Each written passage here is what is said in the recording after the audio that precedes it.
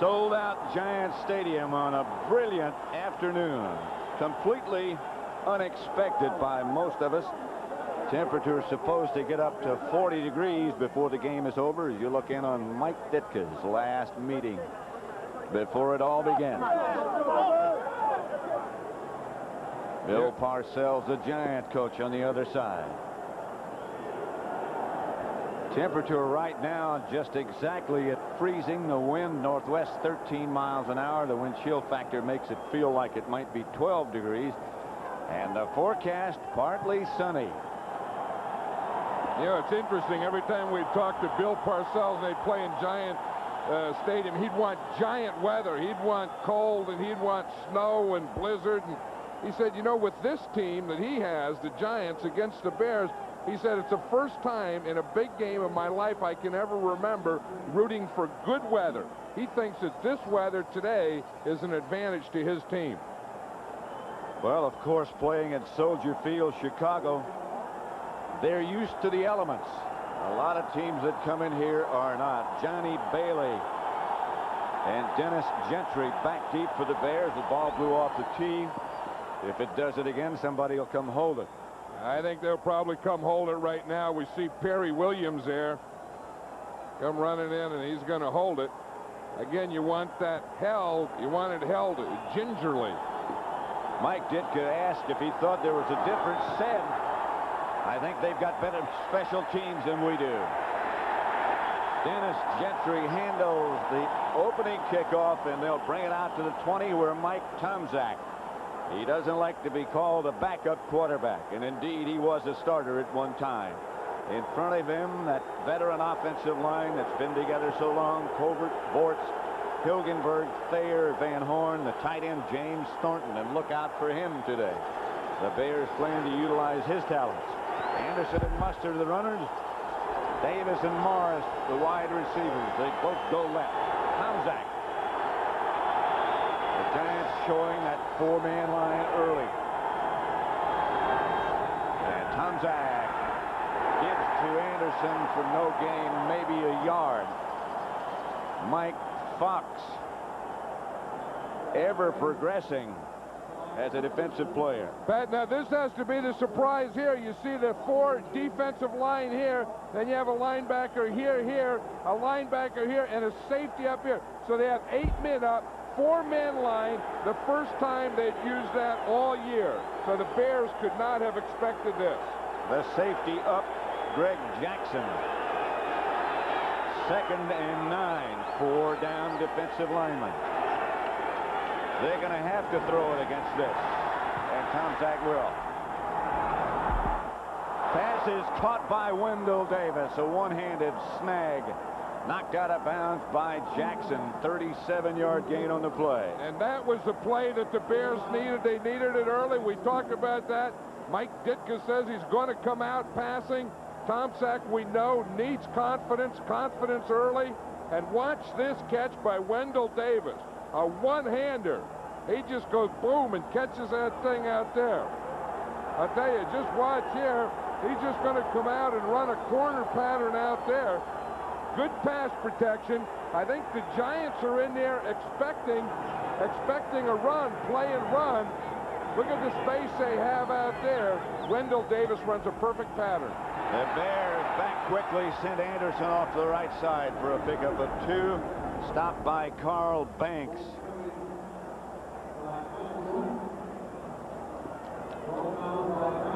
I think that helps. You know, that's one of the things we talked about, the running. We know it's going to be Neil Anderson. We know they're going to mix in Brad Muster. But the thing that really makes the running game go is loosen up that defense. Get them out of that 8-man front so that you can have some room to run. You're never going to be able to if you don't do that. I think that pass to Wendell Davis was big in more way than one. That's Muster in motion. He's a good pass receiver. Here's Lawrence Taylor all over Tomczak. He got rid of it. And the pass is knocked down. Intended for Morris. Everson Walls. Back with Morris. Everson Walls was all over Morris. Let's watch Lawrence Taylor here. The Bears know if they're going to pass, Mike Ditka says, we got to get Lawrence Taylor blocked. They bring the guard out on him in the first play. He misses him. He made Tom Sack dodge him in order to throw that one. Like Ditka was saying last night, everyone says Lawrence Taylor slowed down. He says, I haven't seen it. 3rd and 8. And you talk about a guy who rises to a different level. It would be Taylor when the time comes. A pass overthrown. Intended for Anderson. The Bears will have to punt. Duerson, the ex-Bear, on the coverage that time. You know, the one thing the Bears did do is they got good field position. They're punting now from the 45, so the Giants should have to start inside their 20. Maury Buford, who had a tough time with the wind at Soldier Field last week, back to punt. And Dave Meggett, the NFC leader, is back at the 10 for the Giants.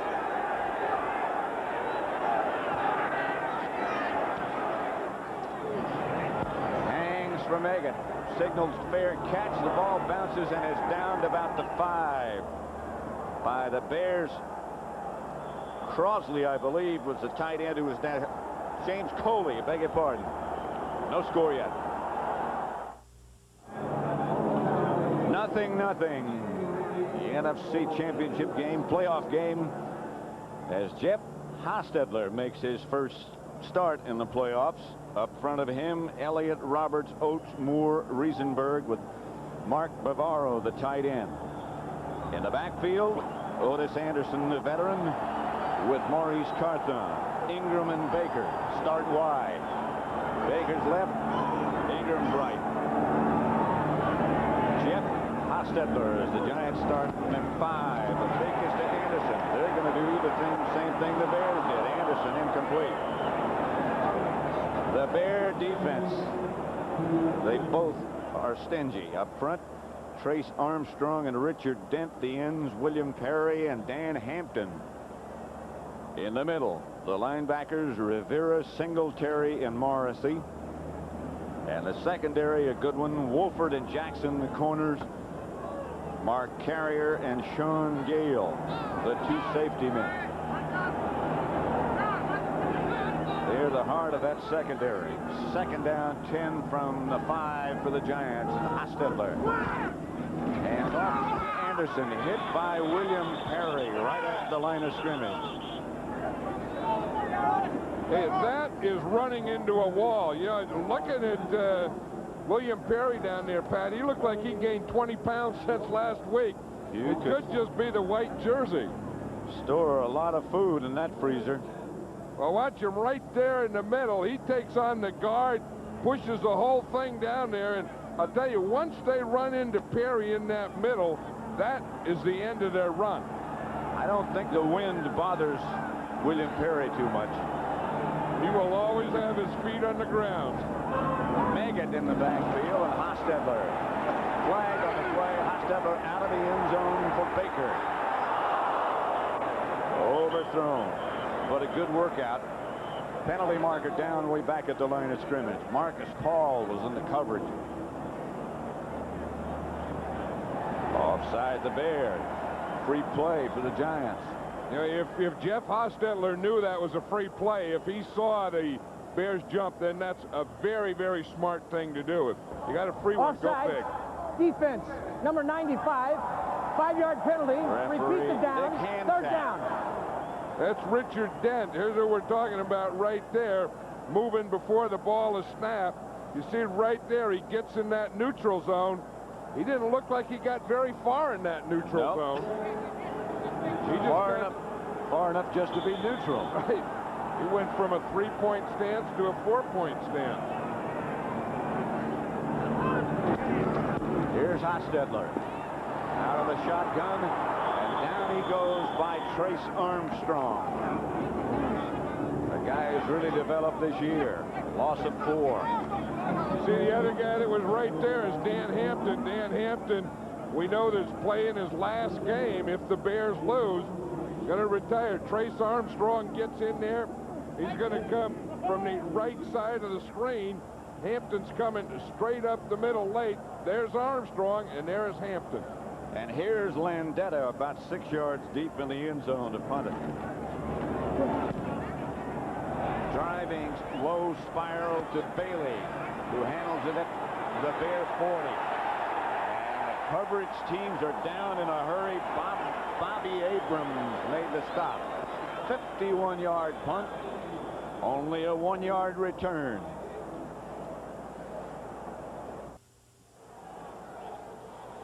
The NFC Championship next Sunday on CBS Sports at 3:30 Eastern Time.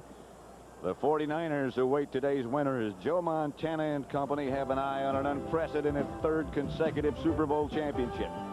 Yesterday against the Redskins, Montana was razor sharp as once again the Niners turned it up a notch or two for the postseason. That's the NFC Championship next Sunday on CBS Sports.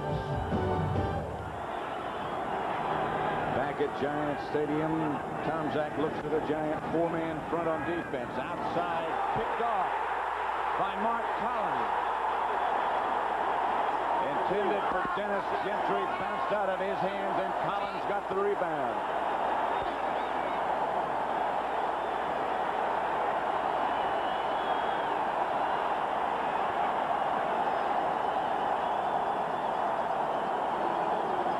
The Bears had great field position here. Dennis Gentry is a big play guy for him. This time Gentry gives up the big play. Goes into his hands, hits his shoulder pad, bounces up in the air, and Mark Collins is right there. Dragged down by Gentry. Hampton in the game is the running back now instead of Anderson. Now he goes in motion. Hostetler sprints right. Screens left to Bavaro. Bavaro out of bounds inside the Bear 30. Knocked out by Vestey Jackson after a gain of 5.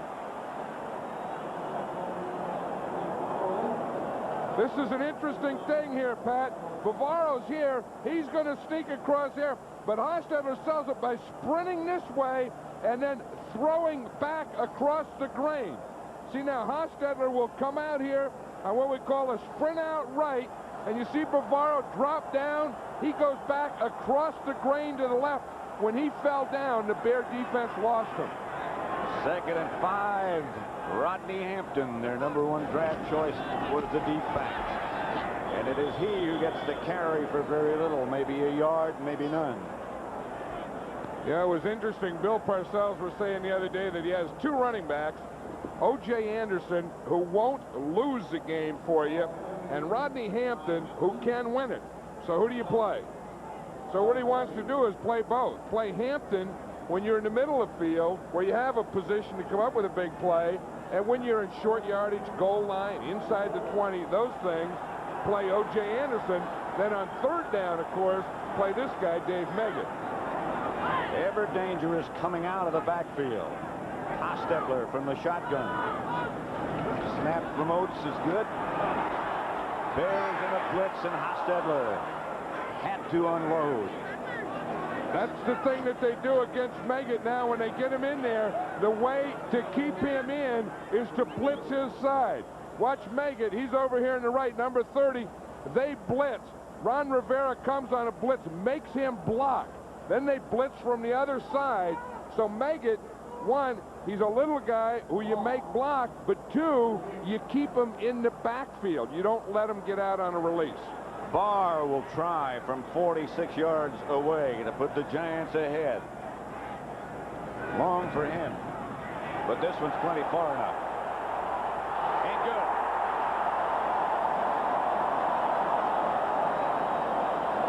And the Giants break on top. They lead 3-0 in the first quarter.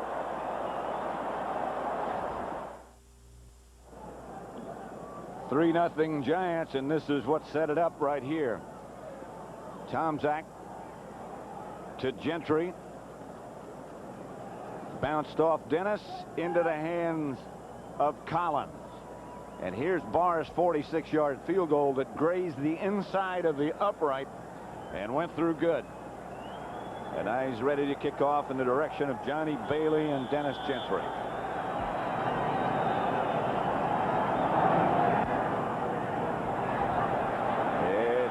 Bailey.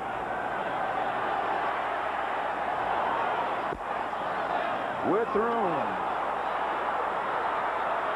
And Bailey all the way outside the 40 to about the 47-yard line. Perry Williams finally tripped him up after a 43-yard return. I tell you, there were some good blocks on that too, Pat, and they're going to occur right about between the 20 and the 30. Right there, right there, right there, right there.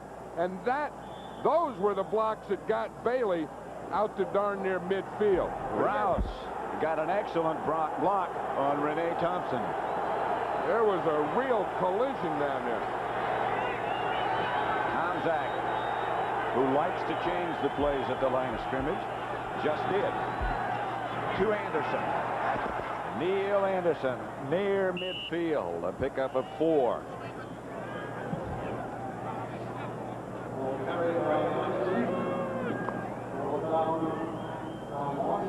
First 2 possessions for the Bears. They started at their own 20. Wound up having to punt.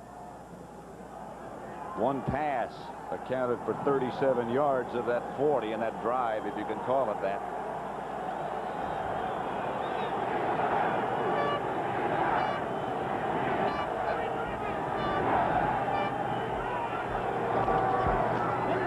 Tomczak back to throw. He's got Ron Morris. Morris inside the Giant 30 to about the 25, stopped by Guyton. Here's the thing, the Giants are still using that 4-man line. That's a little play pass. They want them to play against that run, to stay up in there tight. So the Giants are up in there tight, and their receivers like Ron Morris can get in there behind them.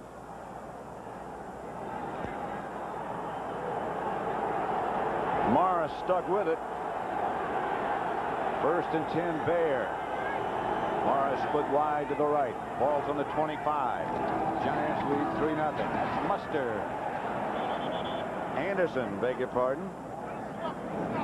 Stopped by Fox after he got 2 yards. You know, the interesting thing is that Mike Fox, the rookie, started in there along with John Washington, and the normal starting defensive left end, Eric Dorsey, isn't part of this, and he's pretty good against the run. You can see that in that 4-man line, it's Marshall and it's Howard, John Washington, and the rookie Mike Fox, number 93. Muster in front of Anderson. 2nd and 9 at the 24. That's Anderson.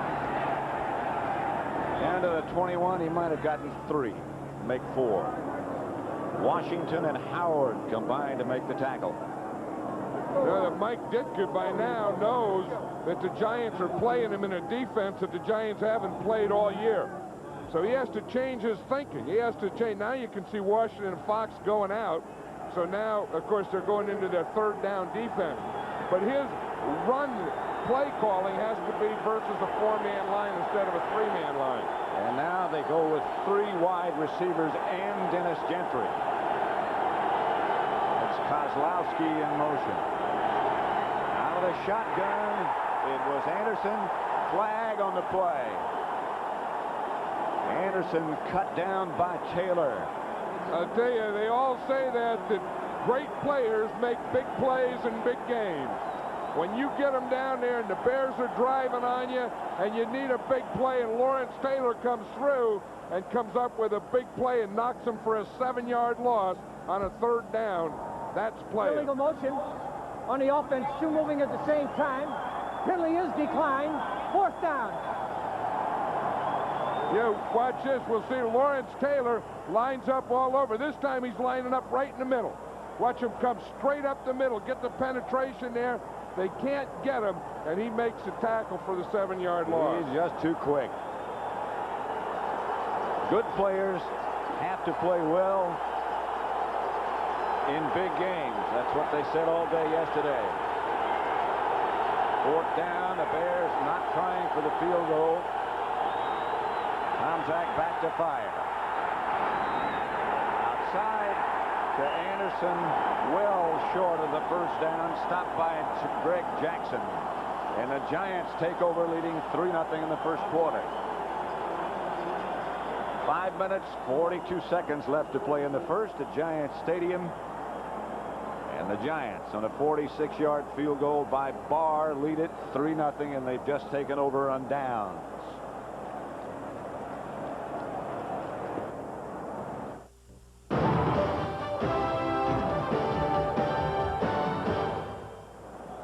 The 7th annual All-Madden team coming up Saturday at 9 o'clock. You've moved into prime time.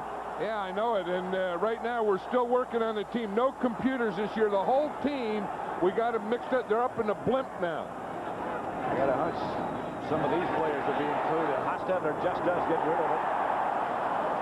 And Bavaro makes the catch as the Bears were all over Jeff Hostetler. I'll tell you, Richard Dent, watch Richard Dent, number 95. He takes an inside move on Jumbo Elliott.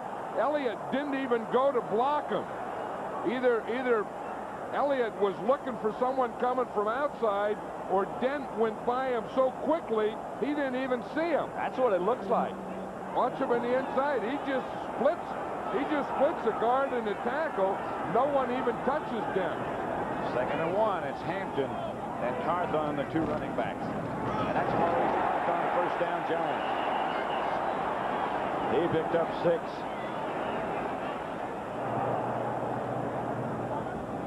Members of the Giant defensive unit over on the sideline. Well, of course, they're talking about that 4-man line they're using and getting the safety up there. They're really doing what the defense is meant to do, is to stop the run. Now you look on the other side, the offensive line is over there, and they've been talking about this defense that really they haven't practiced against all week. Now the Bears put a lot of people up on the line. 8-3 this was. Hostetler's throw is wild high, intended for Bavaro. Yeah, that's why you have to throw on first down, Pat. It's just like you said, that what they do is they're playing the run so strong, they put 8 men up here. You see right in here in the box, they put 8 men. Now, that's ganging up on the run. See, they only have 3 guys playing the pass. Now, if they do that to you, they're really forcing you. They're daring you to run, and they're just forcing you to throw the ball. Brings up 2nd and 10 from the 39. Giants leading 3-0. Megan on the left side behind Hostetler, and he fires complete to Baker. Baker out of bounds at the Bear 36. Bestie Jackson wrestled with him, but a gain of 25, a Giant first down. Hey, Bestie Jackson looked like he was looking in the backfield or something. Good pass protection here, gives Hostetler time. Baker runs it out. Jackson is about 8 yards away from him. I mean, Jackson was really playing inside of him, and if he does that, Baker's going to run outs on him all day. Then at the end, it looks like Bestie even gets a little face mask in there. And gets away with it. 1st and 10 Giants at the Bears 36. 3:45 left to play in the first quarter. Hostetler chased by William Perry for a moment. Gets it to Ovitz Anderson. Inside the 30. Sean Gale made the stop after a pickup of 7. You know, that's the thing that the Bears were worried about yesterday, Pat, and talking to all the Bear defensive linemen, that Hostetler does move. He not only moves on rollouts and bootlegs, but he also scrambles here. Watch this. This is a play fake. He fakes in here. Now when the pass protection breaks down, he moves a little more. O.J. Anderson will see he just moves with him. He's just mirroring Hostetler. And then, boom, he's able to hit him for about a 6-7 yard gain. 2nd and 4. Ingram, a man on the move this time. And off to Carthon. Hit once behind the line. And then nudges his way. Stopped by Armstrong and Perry. And I think one thing, the Giants, because of that 8-man front, you'll see they don't want to run on first down. Look at the Giants down here. They have rush 0, pass 5 times on first down, because that's the down that the Bears are ganging up on the run. Veteran Dan Hampton playing perhaps his last game. He doesn't want to hear that. He wants to play one today, he wants to play one next week, then he wants to play one the following week. Taking a lot of deep breaths. This is Anderson. Bounces away momentarily. It's close to a first down, maybe, maybe not. I'll tell you, when you run inside against the fridge, you aren't going to get a lot of first down. There's not a lot of give in there. No, because most of the bounces go backwards. There aren't many bounces when you run into 72 that go forward. They go backwards or sideways, or they'll go upside down. Look at 72 back there. I mean, that's hard. How do you run? How do you like to go up to the line and say, okay, let's run in there. You got to block 72. You'd say, hey, coach, let's try something else, huh? The referee can't even see where to put the the yard marker. I told you they bounce back. That's the difference in the bounce. Bill Parcells goes for more first downs on fourth downs than any coach I know. Especially here. Fourth and about a foot and a half. I'll tell you, I wouldn't run it at the fridge. I mean, I would kind of try and get it off tackle or someplace else because I don't care. You know, I mean, they say he's big and all this, but you don't move that guy. He moves wherever he wants to move. And he moves you where he wants to move you. There at the 26. Roscoe is the man in motion, and Hostetler comes out of there. It's the pass to Bob Roscoe, first down Giants. Picked up 6. Sean Gale knocked him out of bounds. You know, that's a gutsy call by Bill Parcells because you don't get another one. That's fourth down. You know, and I think you wonder, do you have confidence in Hostetler? I think Bill Parcells right here showed that he had confidence in Jeff Hostetler. I think he had confidence in Roscoe, too. Yeah. I mean, you call a play where your backup quarterback who's starting has to throw it to your third tight end. That takes a whole bunch of guts. That's the drive so far. Every pass they've thrown except that one's been on first down. This one is another one. For Baker, touchdown.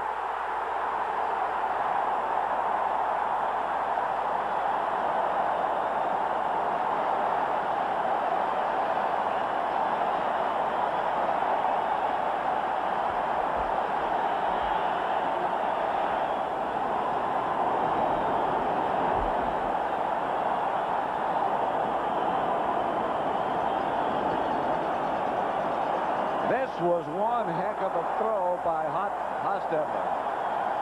If they're going to get a big play in the passing game, it's going to be to Stephen Baker. Of course, we know his nickname is Touchdown Maker, but he is the guy who can really get open. It was a heck of a throw by Hostetler, but did Stephen Baker make a move on that corner move? He ran what we call a corner pattern. He's going to start in, then go back out. Watch Hostetler make that throw. I think they're reviewing it, Pat, right now. There's 1 foot, 2. He had both inbounds. Now we look at it from that angle. Still has 2 feet inbounds. But the move to get in that position by Stephen Baker was a heck of a move. That shouldn't take too long, this review. After further review, play stands as called. Touchdown. Barr will try the extra point with 1 minute and 4 seconds left to play in the first quarter. This would make it 10-0 Giants.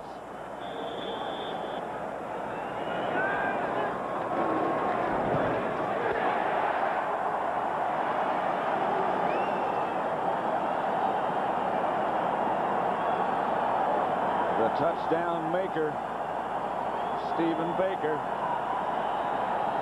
Just put another notch in the gun from Hostetler. Good throw, good pattern, good catch. Okay, and a good call by Bill Parcells there. The thing that made it possible, you have to remember, they got that fourth down situation. And it takes a lot of guts to go for it on fourth down, especially in a playoff game. And then to go for it on fourth down and have your quarterback throw it to a guy named Roscoe, that takes a whole bunch of them. as they continue to throw on first down when that occasion arises. 10-0 Giants. The winner to play the San Francisco 49ers next week at Candlestick Park in San Francisco. That's a scoring drive and a good one. Great corner move by Baker and a big call by Bill Parcells going for it on fourth down. Johnny Bailey from the 3. Last kickoff return was a good one. David Whitmore. Buffalo over Miami in the snow, 44-34. The game that was much closer earlier. And the 49ers with Montana back on target, as you would expect. Eliminated the Redskins. The other thing in this game, Pat, is the Giants have really changed up. They've changed up on defense. They've passed every first down. Now the Bears, conversely, have run on every first down. Tomczak up under the center, and again they run on first down, and it doesn't work again. Anderson stopped by Eric Howard. I think the Giants came in with a heck of a game plan to throw the Bears off. And of course, you have to remember now, the Giants had 2 weeks. They didn't play last week. The Bears had to play last week, so they really had an extra week to rest and to get ready. Don't you think also, John, it makes some difference the fact that they don't play each other a lot? First time in regular season since '87. Yeah, and that's probably why a change works better than it would if you were really familiar. To Mustard from Tomczak. Greg Jackson out there with it. Yeah, I can feel this Giant defense. You know, towards the end of the season, they got a little vulnerable, but they are sure fired up in this first quarter. And that's the end of the first quarter. With the score, the Giants 10, the Bears nothing.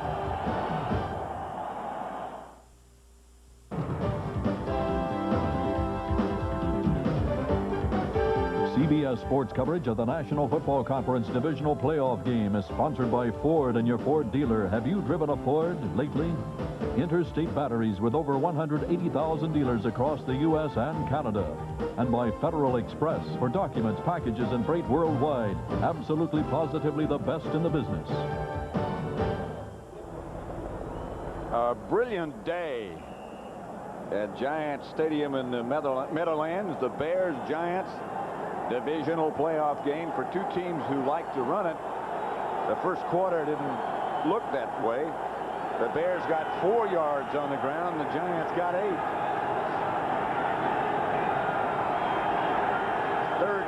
Second down, I beg your pardon, and 10. Third down this is. Incomplete. Wendell Davis, the intended receiver. And that brings up 4. Perry Williams, the defender. You know, when you have these backup quarterbacks playing like Jeff Hostetler and they have some success, they throw a touchdown, and you see pictures of them, they just look like different guys. You can just see their confidence building. Buford back. Meggett back. Talking about dangerous guys, Stephen Baker being one of them. David Meggett is another one on this Giant team. That's one of the reasons Bill Parcells wanted nicer weather for those two guys. Good kick by Buford. Meggett will handle at his own 30. Knocked out of bounds by the Bears, Maurice Douglas. 50-yard kick by Buford. 13-yard return by Meggett. 10-0 Giants as we open the second quarter. 10-0 in the opening minute of quarter number 2, and both teams have made some very radical changes from what they've done to get here so far. You know, I like what the Giants have done. I mean, you know, there was all the talk it was going to be a running game. The Giants so far have played a 4-man line. They haven't done it all year. I think that's confused the Bears, and they have thrown so far in every first down. And here's one coming.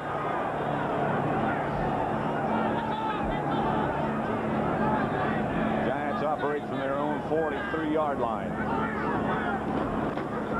Hampton got about 3. Stopped by the other Hampton and Mike Singletary. That would be Dan Hampton. Cold, but not cold for this time of year. And a bright day at Giant Stadium in the Jersey Meadowlands. Yeah, I think Mark Bavaro had to block Dan Hampton on that play, because after the play they were both talking. You know, there was rumors or talks in the papers in New York this week that Mark Bavaro may retire after this season. Of course, we know that Dan Hampton is going to retire. 2nd and 7. Hostetler back to throw, hitting the ball knocked loose. Looked like the Bears came up with it, and they did. Big play by Steve McMichael. McMichael just got a push, and he just exploded right through his blocker, right into and right through Hostetler, and knocked the ball out. And Hampton came up with it. I'll tell you, watch right there. And you're going to see McMichael. He's going to come right there and explode. You see him right through his blocker and right through Hostetler. William Roberts was blocking against McMichael, and he threw the whole batch of them into the quarterback. 1st and 10, Bears at the Giant 38. Those turnovers again.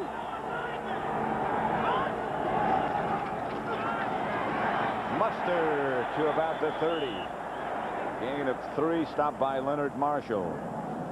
I think one thing that the Bears could probably steal a page from the Giants here and start throwing some passes on 1st down. You know, don't wait. Don't wait for that 3rd down or that long yardage to be passing. There you can see a shot of the Giant 4-man line.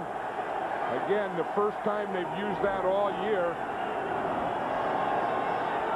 2nd down at 7.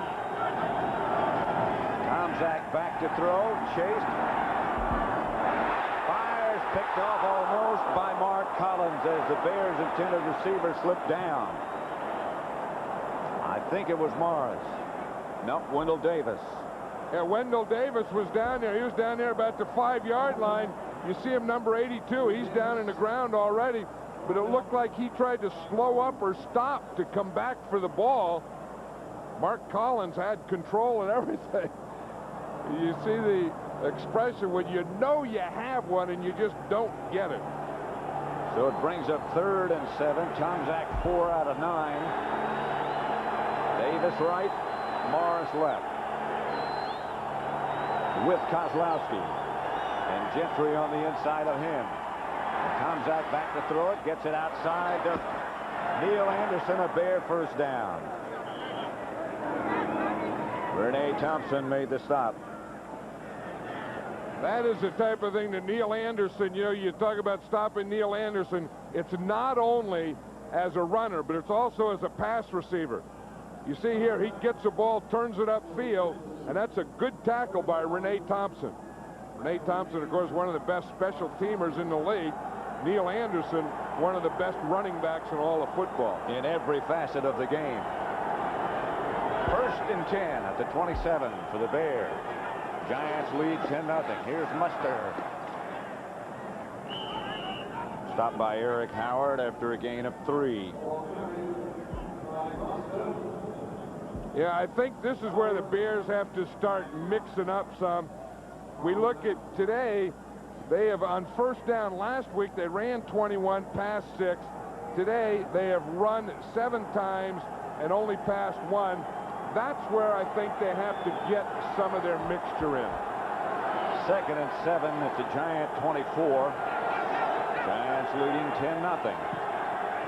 Thornton moves over to the right side. Tomczak fake to Anderson. Pass caught by Thornton.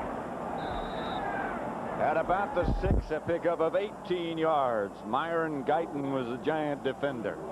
Mike Ditka told us last night Thornton had to have a big game. He said because the Giants like to just leave a linebacker on the tight end a lot. Here it's a safety on him, but Thornton still beats him. Good throw by Tomczak. He threw it. If anyone was going to catch it, the only guy that could catch it was Thornton. 1st and goal. The ball's at the 6. Muster and Anderson behind Tomczak. Neil Anderson for a couple. Stopped by Eric Howard again. I tell you see Greg Jackson, the safety, up there too. The Giant defense is really ganging up on that first down run. And the way to help that, of course, is you got the 4 linemen, you have your 3 linebackers, and then you get your safety up there. But you see all those guys up in there, everyone is up in there to stop the run. You see 47, boom, he's just hitting it right now. They don't look like they're worrying about passing down there. 2nd and goal at the 4. Anderson split wide left this time. Muster the lone back. Tomczak intended for Muster, who was open, but over his head. The Bears have only gotten 12 yards and 10 rushes. Yeah, you're right. I think at first he was looking for Neil Anderson, who was split out all the way to the left, like you said.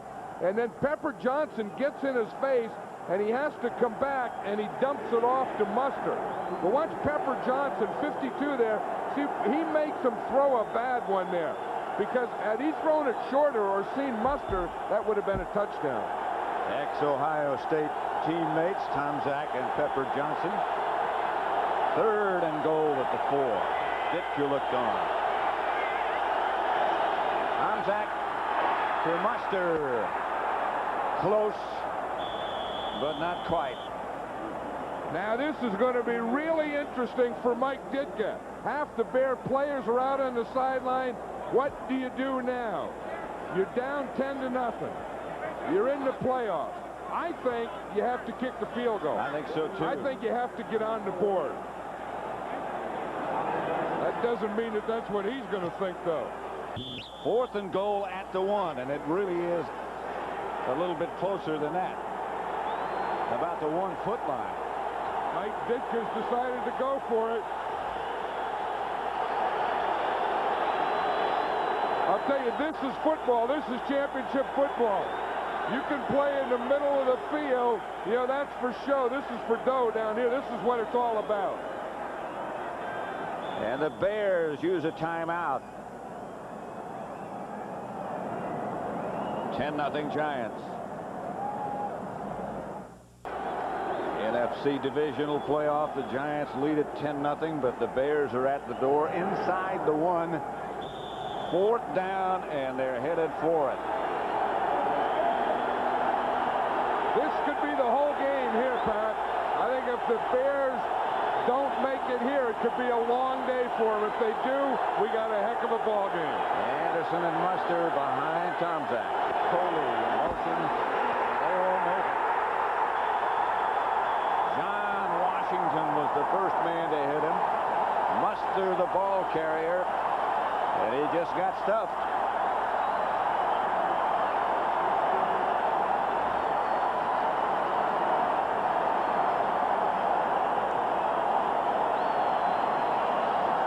One they'll think about for a while. Yep, they went to the well. I don't know that you challenge a defense at home. I've always been a firm believer you get the score on the board. Watch number 73 here. He gets penetration. He's up. Muster doesn't have a chance. Pepper Johnson hit him so hard he knocked his helmet right off his head. And then he kept playing. Did you see that? You see Pepper there? Number 52, boom, he gets hit. The helmet goes flying off, and he jumps on top of the tackle. Anderson and Carthon, the running backs. That's Carthon in motion, and notice Anderson breaks out of there to about the 7. Sean Gale tripped him up. A gain of 5. Here's the way, after you make a call to go for it on 4th down, these are the feelings you have. You try and help that thing in there, but he could tell from the minute that play started it didn't have a chance. It never did. 2nd down. There's a guy. Pepper still doesn't have his hat on. That's all that's left is a piece of cloth. He hit him so hard he knocked everything off except that little piece of cloth. And the helmet disintegrated. 2nd down, and the Bears answer this time. McMichael hits Maurice Carthon along with Richard Dent.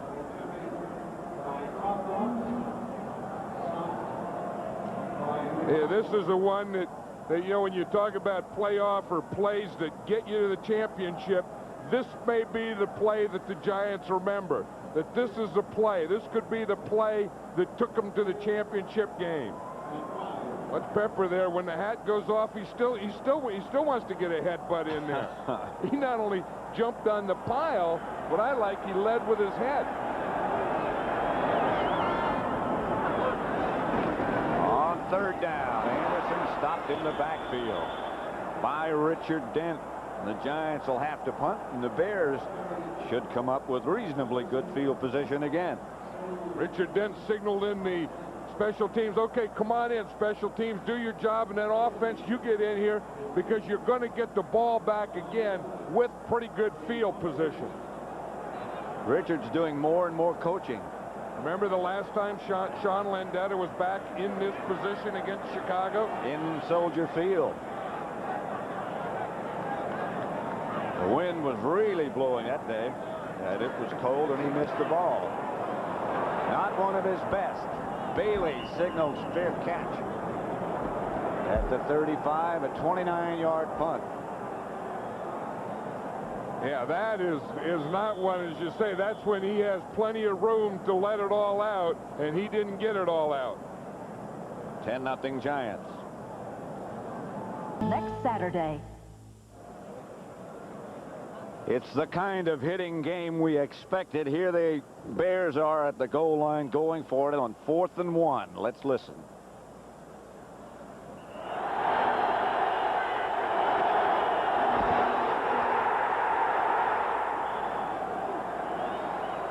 Helmets flying along with bodies.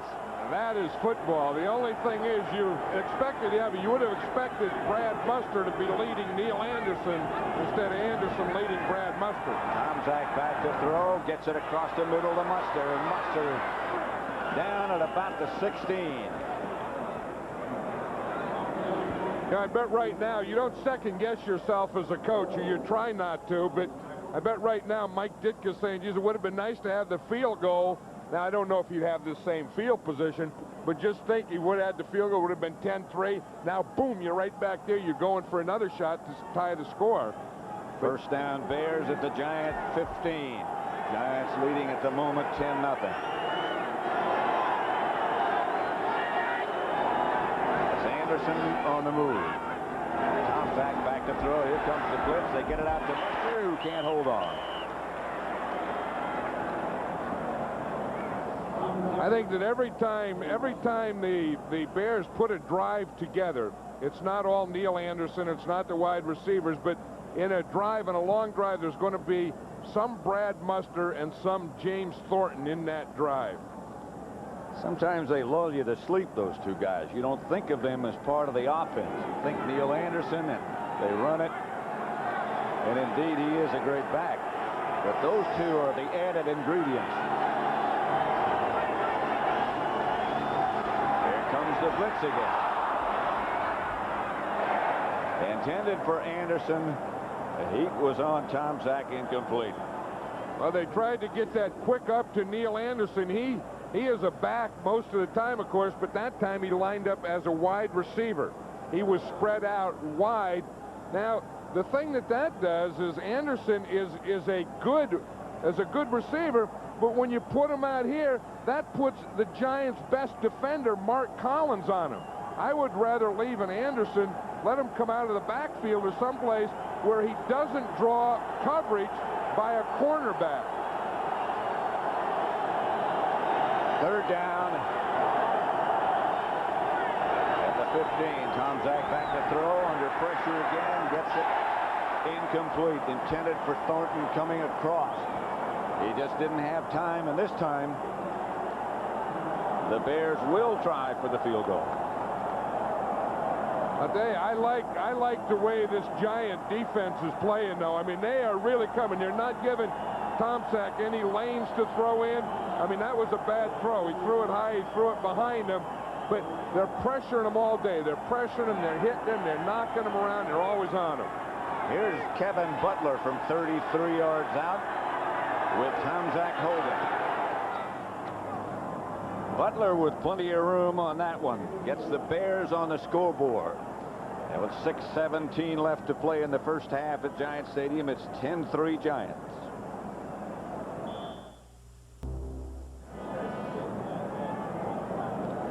Giant Stadium, East Rutherford, New Jersey.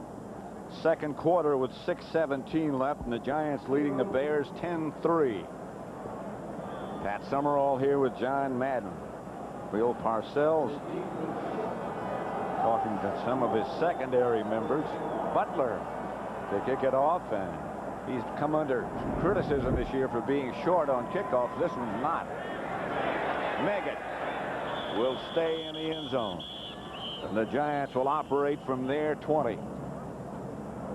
They lead 10-0. Well, the last time the Giants had the ball, the Bear defense played outstandingly down here. They stopped them. They got the ball back, and then that turned into 3 points. And now I'm sure they have to, that's what they're thinking. They have to do it again. There's a Bear offensive line, and we see Jay Hilgenberg, 63. They're looking at the shots, the still photography, the still photos of the defenses. And they're looking to see what that 4-man line looks like and what they can do against it. First and 10 Giants, their own 20-yard line. Anderson, the lone setback. Hostetler back to throw, chased out of the pocket by Dent. Hostetler with room to run. Scramble for 12 and a first down. Morrissey tripped him up. I'll tell you, does Jumbo Elliott, the left tackle, love Hostetler for that play? Because what happens, here's Jumbo, here's Dent. He comes in here, boom. Hostetler, now when he takes the inside, Hostetler just gets outside of him. So that's going to tame Dent down. You see Dent take the inside 95, and then Jumbo's just able to push him. Now when he does that, look at how it opens it up for Jeff Hostetler. Now, if he takes advantage of that, then Dent is thinking about that the rest of the game. I can't take the inside. Dent in the middle this time. And Anderson goes where Dent left from.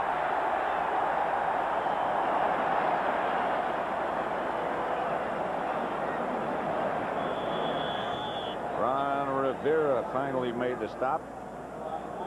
There's Rodney Hampton. And the early report is, Pat, that he has a fractured fibula. And of course, he was the guy that, was going to play such a big part in this game of spelling O.J. Anderson. Well, if that's true, and now it's been confirmed, obviously he won't be back. And O.J. Anderson was telling us yesterday how proud he was of Rodney Hampton, and he said that he was doing things, running the football that O.J. could just remember doing. He said it kind of brought a smile to his face watching Rodney and remember when he was young and able to do those things. But he's still talking about next year and another 1,000-yard season. He's not ready to say goodbye yet. No, he's gained over 10,000 yards, O.J. Anderson has, and he's talking about a goal of, well, if you get 10,000, I'd like to go for 11,000. And who knows? First and 10. This is Anderson again. And again, he got good yardage. Sean Gale made the tackle. He got 9. Yeah, this has been a good matchup here. Richard Dent, one of the best pass rushers, defensive ends in the league, against Jumbo Elliott. Watch it here. 95 is Dent. Elliott, of course, is the left tackle there. Watch him. He fires into him, turns Dent to the outside, and then puts him on his back. That is run blocking. That's what, the old line coaches, you call that drive blocking, man. They got to be able to drive block. Anderson again, Giant first down. Sean Gale and Singletary made the stop, but Anderson got 9 more. And I'll tell you, they're getting on that side of the line behind John Elliott and William Roberts. They're getting good blocking in there. They have some help from the tight end, Bob Roscoe, who caught that big 4th down pass. But the Giant line now is controlling the line of scrimmage. First and 10. The last 4 plays for the Giants have been runs, And they've gotten 39 yards. Most of it, all of it, in fact, by Anderson.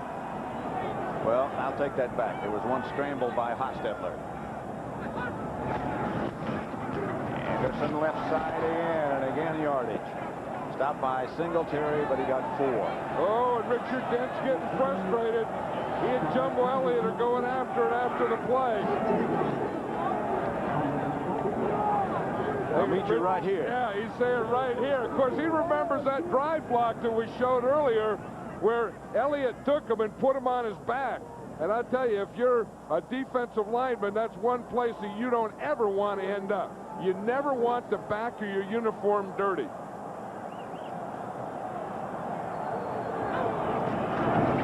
Anderson again. And again, O.J. with a push over the right side this time. Stopped by Steve McMichael. 4-yard pickup. I'll tell you, look right here. Here's how these things end. We watch matchups, and you see a defensive guy win. You see an offensive guy win. And the play isn't over until it's over. And they both got a hold of each other's face mask there. That looks like the WWF. You know, I heard a new word that I'd never heard before that Dan Hampton used, saying what kind of football this is going to be. He called it slobber knocker. And I think that's what it is. I think we just saw a shot of slobber knockering. I like that better than smash mouth, don't you? I hate smash mouth. 10-3 Giants. Back here at Giants Stadium, running back Rodney Hampton spent the last 10 minutes in the locker room where his left foot was x-rayed and retaped. He said he was hit from behind. It's a slight fracture, and he may not play again. Pat? Thank you, Leslie.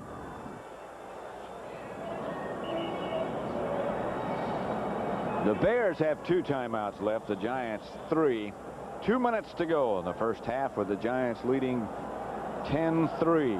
Look at Lawrence Taylor down there. He was looking at something. He was intense. Well, he was trying to get into that picture like he was trying to stick a helmet on it or something. Anderson really hammered by Richard Dent.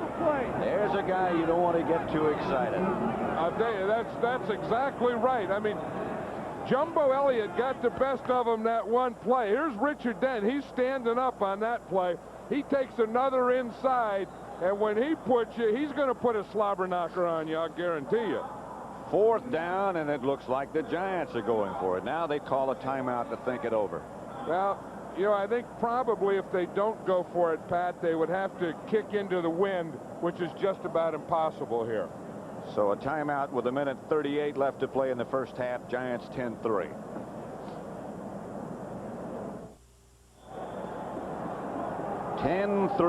Giants lead the Bears. Second quarter we're in.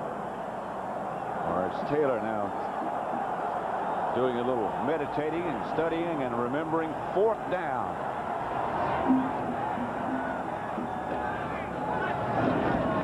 A fake to Anderson. Hostetler on the rollout with room. First down. Hostetler down to about the 23. Pickup of 10. He gives you an added dimension, doesn't he? I tell you, he does, and that's the second time on 4th down that the Giants have gone for it. Both times they put it in Hostetler's hands. This time he has an option, run or pass. He just runs all the way because he knows he has the first down. The other time, or the first time, he ran on a sprint out and he hit Bob Morosco with a first down. Giants haven't thrown a pass this quarter. They've been able to move it on the ground. Anderson inside the 20. Stopped, tripped up by Hampton. A gain of 3. You know, the other thing, Pat, is they know this stadium. The first quarter, they were going with the wind. So they used it then. The second quarter, they've been going against the wind. Giant timeout. They have 1 left. I didn't want to be the first. But when I heard how many other guys had already tried Rogaine, I did too. Now I have only one regret. I just wish I'd tried Rogaine sooner. For more information about Rogaine with minoxidil, see your doctor or call this number. If you're wondering whether Rogaine is for you, call this number, and we'll give you an incentive to find out. A certificate worth $10 toward a consultation visit with your doctor. Call 1-800-556-4800. In the Meadowlands Giants Stadium. Always sold out when the Giants are here. They have one timeout remaining. The Bears have 2 of theirs, but the Giants on the move have done this all on the ground. Second down. Looks like about 80.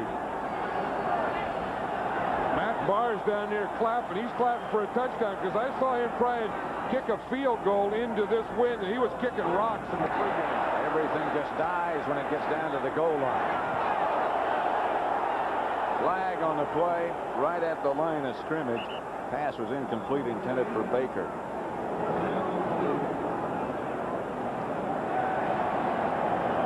It's against the Bears.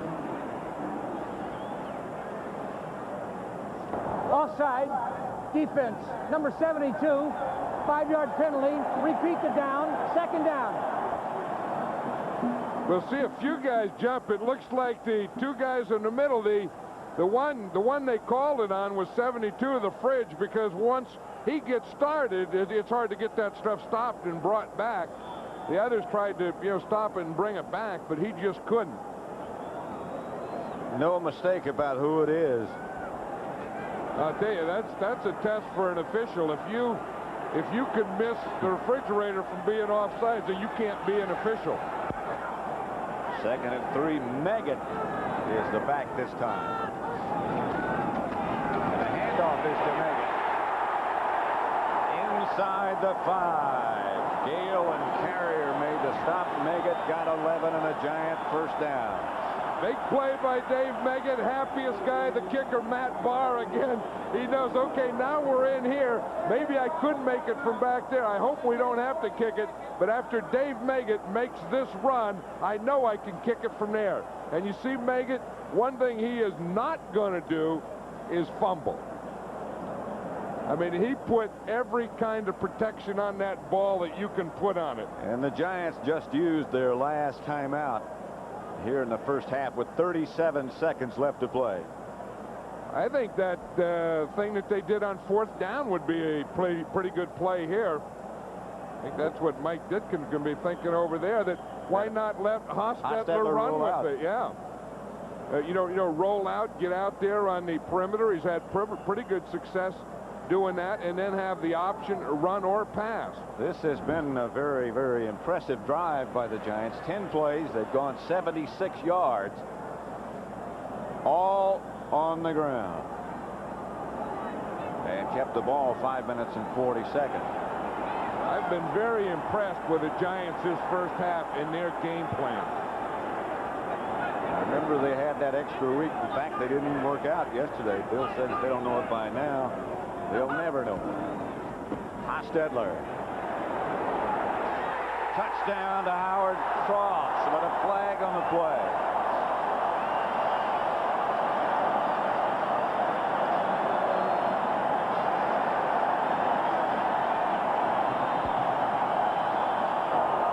Holding. 5 yards out. Defense. Holding on the defense. It is a touchdown.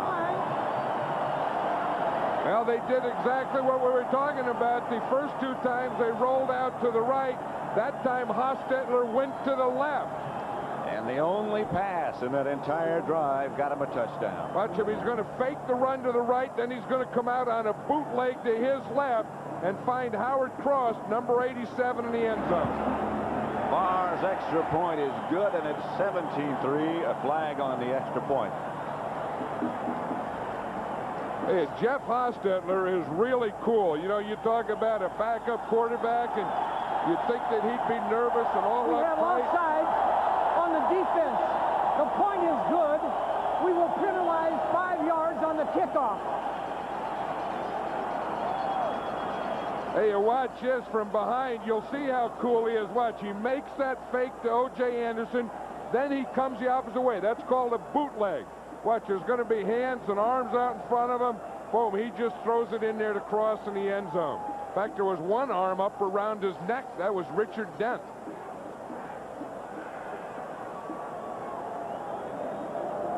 And has a sleeper hold on him. That's the old sleeper. You got to check his arm. You got to check his arm to see if he's asleep yet. Hostetler is not playing like a guy who is not a starter. He is playing like a cool veteran guy who's been starting in this league for 10 years. Well, you know, he's a heck of an athlete. He's been around here 7 years, but there have been times in those 7 years when he's been used as a wide receiver. We've seen him as a wide receiver. We've seen him as a special teams guy. We've seen him as a fullback on the punt cover team. Barr bounces the kickoff to Rouse. He gets out to about the 35-yard line. 29 seconds remaining. Tillman made the stop. Don't forget to stay with us at the half. Greg and Terry, after making the journey back from San Francisco, Pat O'Brien and Leslie Visser with reports from the locker room. And that's where they'll be at the half. Well, they don't have anything built yet. Look, they just got pieces. They got to piece that whole thing together. There's Bradshaw right there. He's waiting for it. He's going to help with the construction. I think he has to, because they didn't have any parts. Here's Tomczak. Chased by Pepper Johnson. Finally throws incomplete. Wendell Davis, the intended receiver. Mark Collins. See, now there you got Terry Bradshaw. You have Greg Gumbel, and then see, they're talking about now. You see, they got to take. See, like here, this has to go. This wall has to go up. They got to get that stuff in. They just bring everything. When they talk about bringing on the road, they bring everything on the road. One of those platforms is Terry's. The other's Greg's. I saw Terry had a hammer in his pocket. I just saw a hammer. He had one of those belts on. Pass is picked off by Everson Walls. Intended for Davis. And now it is not an interception. The ball hit the ground.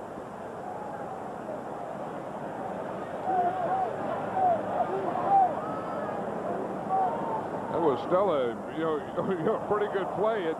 He did drop it. It went right through his legs, but went right through his hands, then his arms, and his legs. But that was pretty good coverage. They know, of course, that the Bears have to just throw a deep one with just 15 seconds left. 17-3. The Giants lead the handoff on a draw play to Anderson. Clock still running. Lawrence Taylor on the stop. A gain of 9, but that is the end of the first half. Maybe. I think the Bears took a timeout. There's that true working. Now, I don't see Terry and Greg in there. No, they hand the hammers to the other guys, but they thought the clock stopped, and they said they're going to have to take it apart again. You got to get that off the field, because the Bears, of course, they have 3rd and short here, and there's 5 seconds left, and they're going with the wind. See that? You can do anything in a matter of time. 5 seconds, you can put the whole thing up there. Then at halftime, they'll look like they've been there the whole time. And Bradshaw and Gumbel are what you call foremen. Yeah, well, no, yeah, they held the tools though too, because they carry, those two guys carry tools wherever they go with them. I watch them and I see them. They always have, like that belt they put around their. Yeah. Both of them always have one of those. You can put everything in there. Leslie Visser carries the tools too to help put the thing together. She's back by the locker room right now. Here's Tomczak. Gets away from one. This time, that's the end of the first half. With the score, the Giants 17, the Bears 3.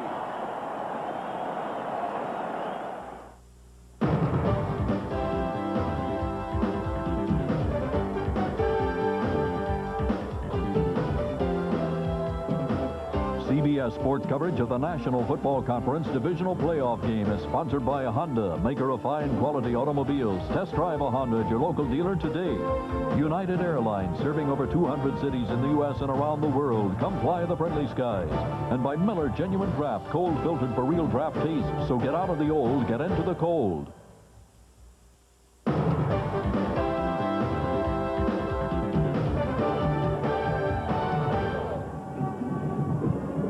at the Meadowlands in East Rutherford, New Jersey. The New York Giants are leading the Chicago Bears at halftime by a score of 17-3. Terry, we talked about smash mouth football. This is a key play in the first half. Fourth down, a gamble by Mike Ditka. A good call, I think, to try to get himself back in the game. But look what Pepper Johnson does. Loses his helmet, still going after the football. I guess you call that a hit for the football, huh? That's right. Welcome back, everyone. Greg Gumbel along with Terry Bradshaw. I guess at times it's hammer time, wouldn't you say? An amazing statistic about this first half. We thought perhaps we wouldn't see 29 passes all day long. Between Mike Tomczak and Jeff Hostetler, they've thrown the ball 29 times, but Hostetler has been the one who's been a little bit surprising in the first half. And I said also, is courageous. Which coach would be courageous? Both have been by getting out of their game plan. But Hostetler told us the one thing they would do is throw to the weak side. Key this weak safety right there, folks. Notice now Baker is man for man here. Here comes the receiver out in motion. Hostetler drops back and stares this way, which freezes this weak safety line. Baker down and to the corner for a touchdown. This was set up earlier when Hostetler hit Baker on an O-cut, once again to the weak side. Watch this now. There's motion. Keep your eyes in the middle, down the field. Hostetler opening up to the right as we hold it right there. There you go. Look, he's here. Look, this safety is not helping out. He's frozen, but now this man is trailing. Baker is wide open. A beautiful throw. Once again, though, the pass was around the 20-yard line where the wind has little or no effect whatsoever on the trajectory. And it's 17-3 in favor of the Giants at halftime. One quick note on fourth down attempts. The New York Giants are 2 for 2 today. The Bears are 0 for 3. Later today, the AFC champion or playoff game will take place in Los Angeles between the Raiders and the Cincinnati Bengals. You'll recall Cincinnati running back James Brooks with a dislocated thumb has had a plate inserted in that thumb. Our report is right now that he will attempt to play in that game later today between the Bengals and the Los Angeles Raiders. We will have more for you from the Meadowlands Giant Stadium right after this.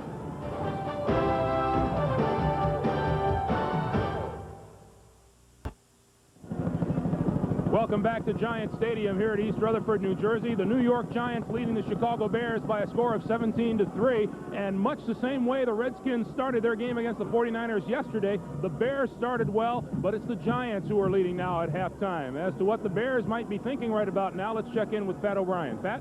Hey, Greg, thank you. I've been around a lot of locker rooms in this situation, and the Chicago Bears show a little cause for concern, but no panic whatsoever. I walked in with Mike Tomczak, and I said, what do you got to do? He said 2 words, Pat. Running game. They've got to get Neil Anderson back into this ball game. 9 carries, 15 yards. Cheering the teammates on as they went in, and the coaches going in anyway said right now when these guys got to come back out, they got to do something quick if they can. Let's go back to Leslie. Pat, over on this side, as the Giants came off the field with their 14-point lead, they were cheered on by a small group of people, including David Dinkins, the mayor of New York. Offensive coordinator Ron Earhart said that their spread formation, the Bears gave them a little bit of trouble early. Dent, Rivera, Armstrong all got to Hostetler, but they straightened that out. They get the ball first in the second half and look for more fireworks. Let's go back to you, Greg. All right, Leslie, thank you very much. We'll take a time out here, and when we come back, Pat Summerall and John Madden will have second half action for you from the Meadowlands as the NFL continues on CBS.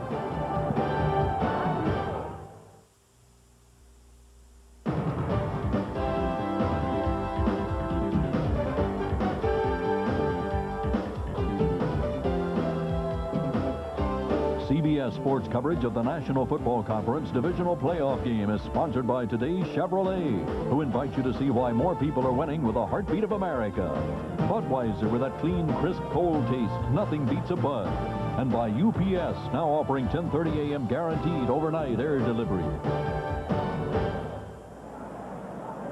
Back at Giant Stadium, Pat Summerall, John Madden, the Giants leading the Bears 17-3 as we're just about ready to start the second half.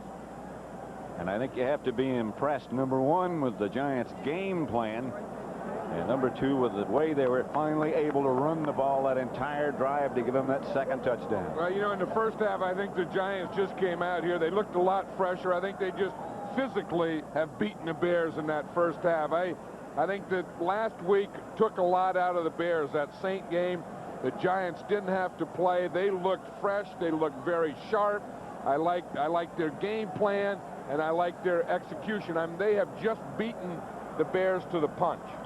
What do the Bears need to do about that? Well, I think the thing that would help them is probably to get the win and then do something. But if you look at what they did today, they've only rushed for 23 yards. That has to go way, way up. And then you can see third down conversions, only 1 out of 7, and 0 out of 3 on fourth down conversions. That's what's been killing them. Bouncing kickoff to Ingram, who is hit at about the 35 and flung to the ground by James Rouse, and a flag comes down. You know, one thing, you talk about playoff and you talk about urgency. That's what the Bears ought to be thinking about there at halftime. We need emotion. We got to go out there and whip them, because if we don't, our season is over. The winner of this game goes and plays the 49ers for the championship.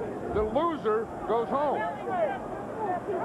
It's the finality of the whole thing that's part of it. And sometimes you're a coach. On the kicking team, number 30, 15 yards, first down.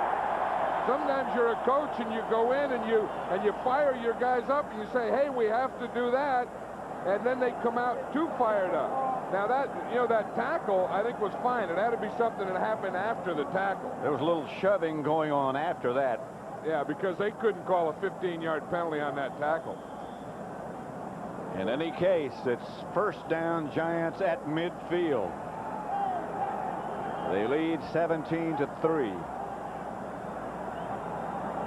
Anderson and Carthon are the running backs, and here's Hostetler with the win, back to Baker. Incomplete. That's Steve Jackson back with Baker.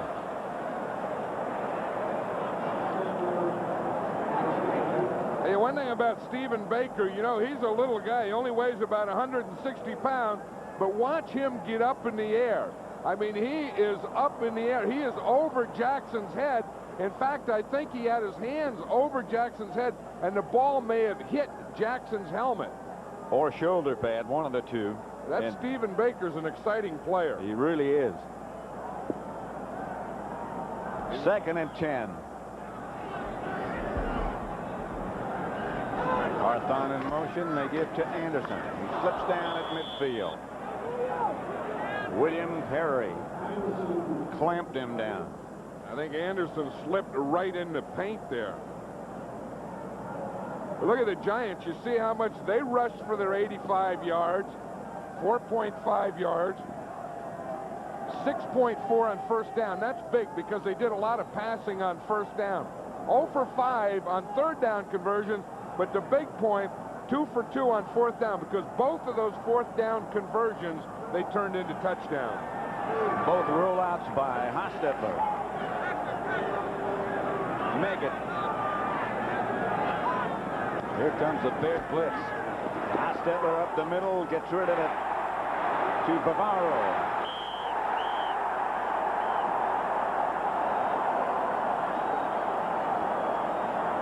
Steve Jackson knocked him out of bounds. He's close to a first down. I don't know if he got the first down or not, but if he did, this was one great effort by Mark Bavaro. Pretty good effort by Hostetler getting him the ball. But look here, he looks like he should be tackled, should go out of bounds there, but he made that one lurch to get the first down. Now, it's going to be interesting where they mark it here. They gave it to him. Well, I guess they did. Now they've whipped up the fourth down, and Bill Parcells has already got 3 tight ends in the game, which means one more time he's going for it on fourth down. Timeout, Giants. I think they want to review that play or take a timeout. Maybe the Giants want the officials to review it. It looked on the replay like that ball did get beyond the first down marker. They lead 17-3. Stop the presses! St. John's ranked 10, Redmond red hot, Yukon ranked 9. Whoa, boy! It's Big East, Big Bash, Big Fun today! They're still reviewing that last effort by Bavaro. I think that Bavaro, the ball did go beyond that first down. I think they review it, and they're going to give the Giants a first down. Because if we look at it, the first thing that hits the ground, watch it here, on the clicker, and the first thing that hits the ground is the ball. Now, right there. Now, when the ball hits right there, that was beyond that marker. See the orange marker? Nothing else hits. The ball hits, and it's beyond the marker for the first down. That was a heck of an effort by Mark Bavaro. It sure was.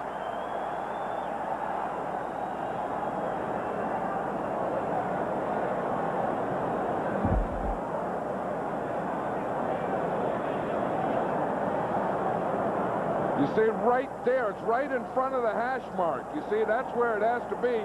The ball didn't go out of bounds, and if they're going to spot it, nothing hit until the ball hit. So that ball should be in front of the hash mark. Well, here we go. The play has been reviewed. We have re-spotted the ball. We're going to measure to see if we have a 1st and 10 or a 4th down. Mike did now, my question hates his review. My question is, why did he take it to the other side of the field to mark it?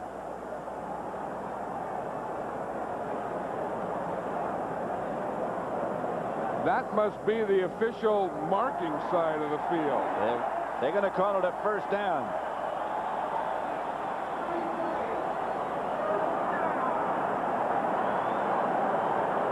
You're informed that that is the official side of the field. The marker's on the other side. And it is a 1st down, and that is a heck of a move by Mark Bavaro.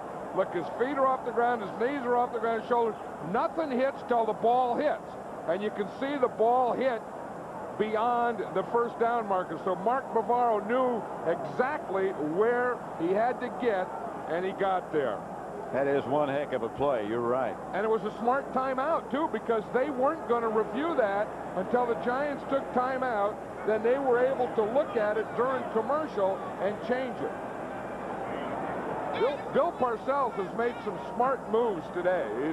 He's had a lot of time to think with that week off. He's doing that. Yeah, he's had that. He's gone for a couple 4th downs. He took a timeout to get a review. He picked up a 1st down, so he didn't have to go for it on 4th down. So, in any case, it's 1st and 10. The Giants at the Bears 39. Anderson deep, Carthon in front of him. 1st down. Anderson to the 35. A gain of 4. Stopped by Perry. There's some life left in those legs. I know it, and he's not talking about retiring. He's not talking about playing his last game. He's talking about getting in there and gaining yardage and continue to play. And you see what happens. He knows you're not going to move Perry. Bart Oates didn't move Perry an inch, but O.J. Anderson, when he came in, moved Perry a couple inches. 13 carries, 46 yards for Anderson. Stetler faked to him, rolled out, threw for Bavaro a little too hard and a little too far behind. You know, Jeff Hostetler was saying yesterday that when he first became the starter, he felt that the Giants put in too many rollouts. You know, too many bootlegs, too many play passes, too many of those running type things, and didn't let him just be a quarterback. Then he said during that 2-week period, they eliminated a lot and just have the ones that he likes and the ones that he does well. He also said something I thought was interesting. Unlike what some people think, he doesn't get back where he is now or under the center with the idea of running. He's back there to throw it.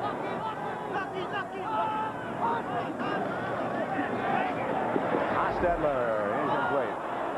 Again in the direction of Bavaro, but again, the Bears applied the pressure. Morrissey was the first Bear there. Yeah, Jim Morrissey came in and he knocked Hostetler right into the carpet.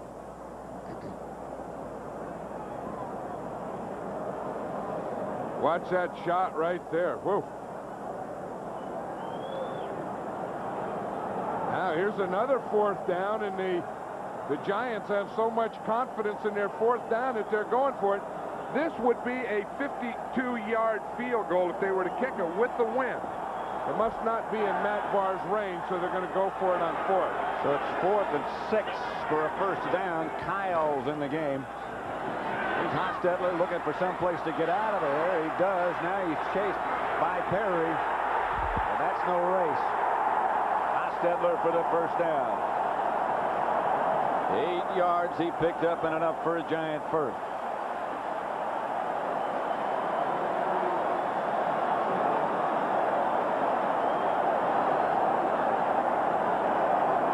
The two things that kill a defense is speed by wide receivers and a running quarterback. You just think of the different things that he gives you. Watch this. Hostetler, this isn't going to be a run. The others were bootlegs and runs. There's nothing open. Meggett was covered. He starts to the middle, bounces out. Now he has to outrun the fridge. Can he do it? Yep. And when he does it, that gives him the first down. First and 10 Giants. That's the 26-yard line of the Bears. Hostetler back to throw. Complete. And that's Baker out of bounds. Covered by Vesti Jackson. That's another Giant first down. Tell you what, if you can throw like this with the wind, get some points here, then the Giants will be in great shape going against the wind in the fourth quarter and just playing strong defense. And they've been able to run it to go along with that. I'll tell you, Hostetler has really impressed me today. He was talking about throwing into the wind or with the wind. He said the big thing is grip. You don't want to grip it too hard. You just want to get the right grip. He's had the right grip today. Anderson, the lone setback. Anderson twirls down inside the 10. A pickup of 7. Mike Ditka's realizing right now that he's getting an old-fashioned whipping. I mean, they're doing it with a you know, we talked about a great game plan, but good mixture. But then it's not just calling, it's not just going for it, but it's making holes like this. It's making runs like this. It's physically controlling this football game. Second and 3. Anderson again inside the 5 to about the 3. That should be enough for a first. I'll tell you, had Hostetler looked out here to the left, though, Pat, he would have had a free touchdown. Stephen Baker was standing out here on the left, and there was no one on him. Watch here. Here's Baker. There's no defender here. This one's trying to get over here. But had Hostetler looked and saw this, it would have been the easiest touchdown he ever had in his life.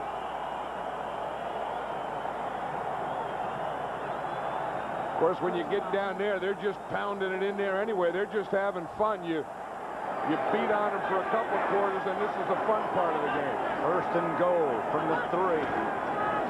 Hostetler fake to Anderson. And now Hostetler will take off. Touchdown.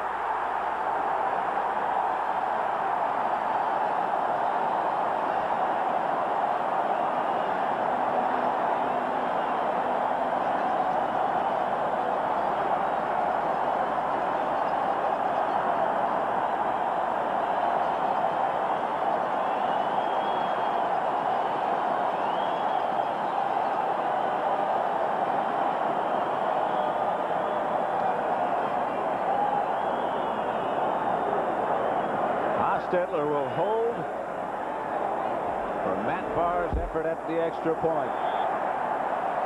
Looking up at the scoreboard to recheck that touchdown he just made.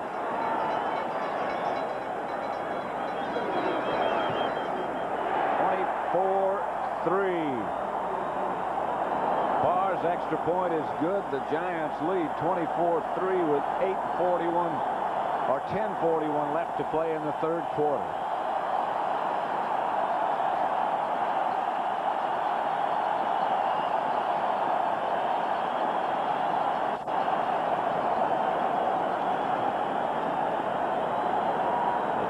In control, led by Hostetler.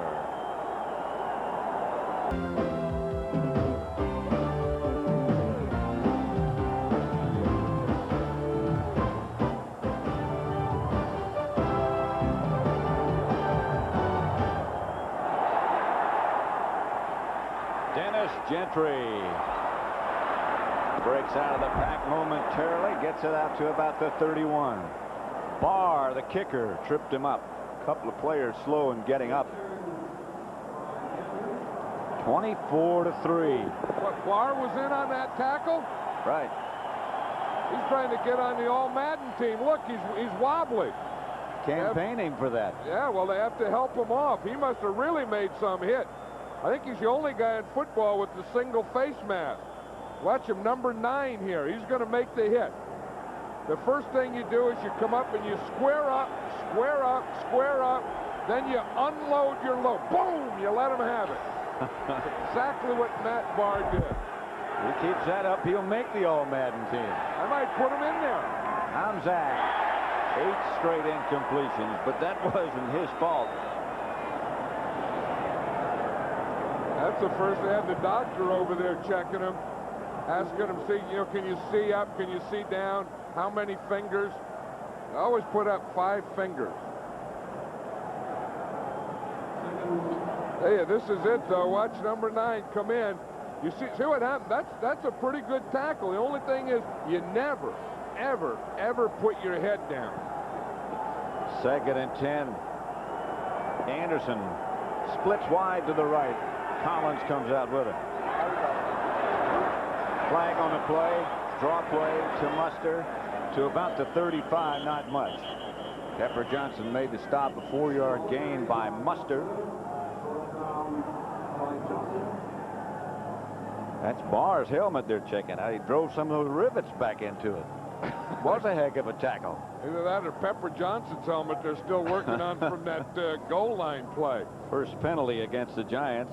You know, a quarterback, a kicker, is taught to never... Offsides. Defense, number 77, 5-yard penalty. Repeat the down, 2nd down. Yeah, a kicker's like a golfer. You always keep your head down. Always keep your head down. That's good when you're kicking. But when you're tackling, you never put your head down. See that always, you know, in the kick, always keep your head down. Keep your head down like they tell you. But not when you tackle, you don't. 2nd down. Morris was the man in motion. Tomczak gets it out to Gentry, and the Bears will have a 1st down, and Tomczak's streak of incompletions is over. Yeah, you think of that 4th down. If you look at that, the Bears, before that 4th down play, they had 105 total yards. Remember, they went for it on 4th down in the goal line, and Washington made the shot, and then Pepper Johnson. After that like took all the air out of him. I remember you saying at that time, this could be the ball game right here. And as I look back, I think it was a ball game. I think it was too. Tomczak back to throw again. Wendell Davis to about the 27. Stopped by Jackson and Guyton. Pickup of 26. This is where the Bears have to do it, and they have to do it quickly. They have to, you know, they have the wind. This is here. If you're going to pass, you want to pass as you're going in this direction, and now's the time to do it. Good pass protection, good throw. You know, the Bears are really calling plays now. Mike Ditka's calling them, and he's halfway out on the field. 1st and 10 Bears, the Giant 28. I think Wendell Davis got hurt on that last play, Pat. They just took him out. Here's Tomczak. Pass is caught by Thornton. He's out of bounds after a gain of 6. Greg Jackson pushed him out. There's Ditka there. You can see he wants to know the down and distance. He's going to call the plays. Collins is hurt.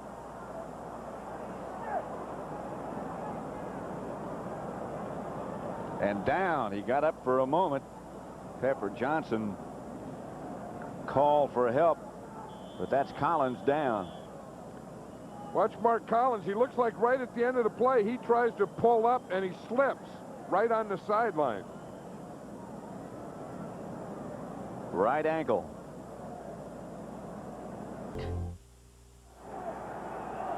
.8:45, clock running in the 3rd quarter. Working on Mark Collins. 2nd and 4 Bears. Deep in Giant territory now. Tomczak gives to Anderson for a pickup of 3. They'll need a yard for a first. Stop by Pepper Johnson. Yeah, the Giants are still using that 4-man line, Pat, and I think that's the first rush that the Bears have had this second half, and they've really stopped them. I mean, they've really contained that running, and then of course when you get ahead, now the run's not going to do that much good. But I think the 4-man line not only surprised the Bears, but I think it's functioned very well. And it's made, perhaps, the Bears throw more than they wanted to. Here's Tom Zach, flag on the play. Dumps it out to Anderson. Anderson inside the 10, out of bounds at the 7. The thing is, the Bears haven't had the ball a lot, but they just haven't gotten it in this man's hands enough. I mean, if the Bears have any chance offensively to do anything, it has to be in Neil Anderson's hands. I think the Giants might have had 12 men on the field.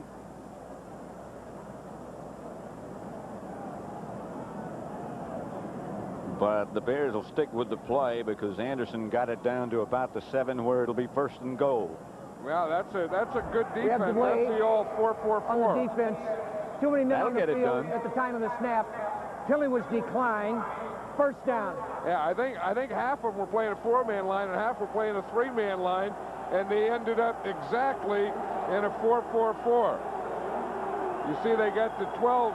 Here's the one guy trying to get off, and that's what it is. And then they just had 11 that were there ready to play. At the 7, it's 1st and goal. Muster and Anderson.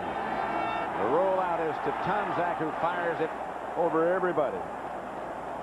Closest man was Thornton. That was just good coverage there. Everyone was covered. I think they tried to fool him with a play pass. Didn't. Good coverage. Tom Zach just threw that one away.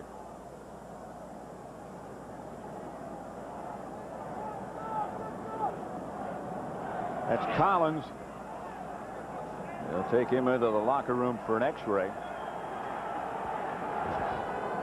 First, we know that now we see Mark Collins go out. The Bears, the Giants today have already lost Rodney Hampton. Davis right, Morris left. Thornton now moves over to the left side. 2nd and goal from the 7. Tom Zach on a draw play. Anderson maybe to the 4.5, stopped by Reason. That's the area that the Bears usually make so much of their running game, right inside that middle on that delay or draw type stuff. But those guys that are handling that middle, Marshall and Howard and Washington and those guys, have played extremely well in there today. They really have. And there's a guy who came up with a tremendous plan as to how to handle Mike Ditka's Bears. 24-3, Giants lead. Muster, the lone setback. They throw it out to Muster, and he is stopped right at the 5. No gain. Everson Walls came up to make the tackle. Hey, one thing, the Giants have really played well down in the goal line. Remember earlier, this play, this could have set the tone of the whole game. This could have been the play that changed the game. This could have been the play, the situation that won the game for the Giants right here. And now they're doing it again. Here we see right here the little loop out to Muster. Everson Walls has been criticized for his tackling. Comes up and makes a tackle for no gain. And it brings up 4th and goal from the 5. Anderson comes out as a flanker. Split wide to the right. Muster stays in the block. Nothing for Tom Zach. They don't make it. He couldn't find anybody. He finally hit Thornton. But one more time, they couldn't get it in. And these fans really appreciate their defense. All fans appreciate offense. All fans appreciate quarterback. But here in New York, they really appreciate their defense. That goes back to the days of Sam Huff and company at Yankee Stadium.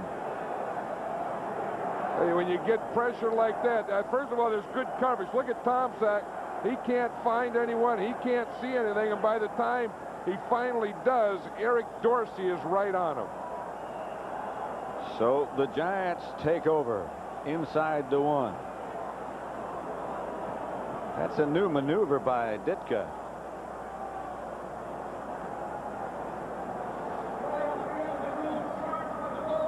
We had a replay. Play stands is called. Short of the goal line. Look at the pressure Mike Tomczak started under the guard before that play.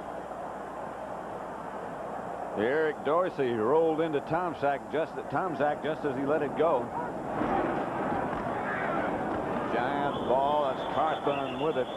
He's hit right at the line. Struggle for perhaps a yard. Taken down by Singletary. But the clock continues. 5:25 left to play. Third quarter. Giants 24, Bears 3.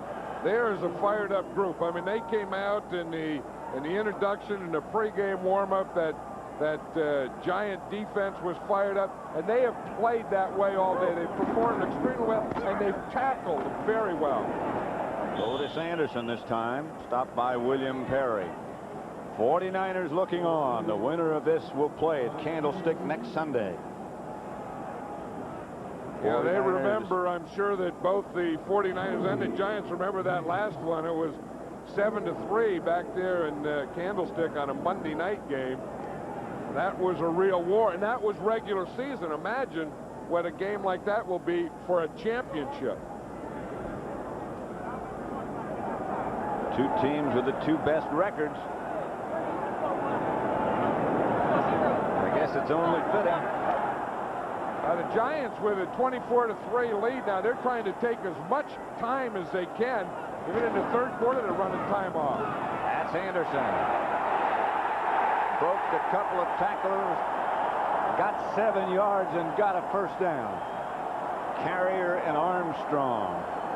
That stop for the Bears is what it's all about, Pat. You know, when you can do them, and there's a lot of runs that you can make around midfield, but when you can bring it off the goal line like O.J. Anderson did just there, that is something that bends you over backwards.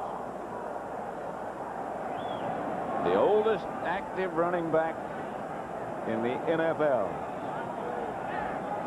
Today he looks like the youngest. He can still play on my team. This is Anderson again. Out to about the 18. Carrier made the stop.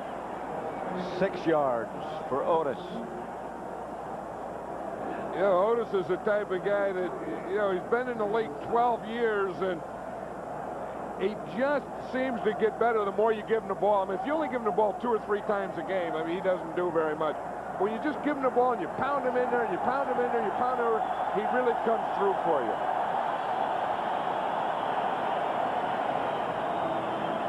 $18 carries, 73 yards for Anderson. And someday in this game, before this day's over, he is going to get a headbutt or a hug from Bill Parcells. This is Tillman around left side, giving Anderson a breather for a first down and a gain of 6. Sean Gale made the stop. They are just wearing him down. And that's exactly what Bill Parcells wants to do. Just keep that clock going. Just wear him down. Just keep changing your running backs. Again, Rodney Hampton is out. They have lost him. They do not want to let the Bears have the ball. Just play keep away. They've been able to do it a couple of long drives from down deep in their own territory. And fourth down has been a real big story today. It really has. This is Tillman again, the slasher. Got perhaps 2. A reminder that coming up next on CBS Sports, following the NFL and the postgame show, St. John's against UConn. Big East battle in NCAA basketball. Lou Carnesecca's 10th ranked St. John Redmen travel to UConn to face the 9th ranked Huskies. That's right after the game and the postgame show. 2nd and 8.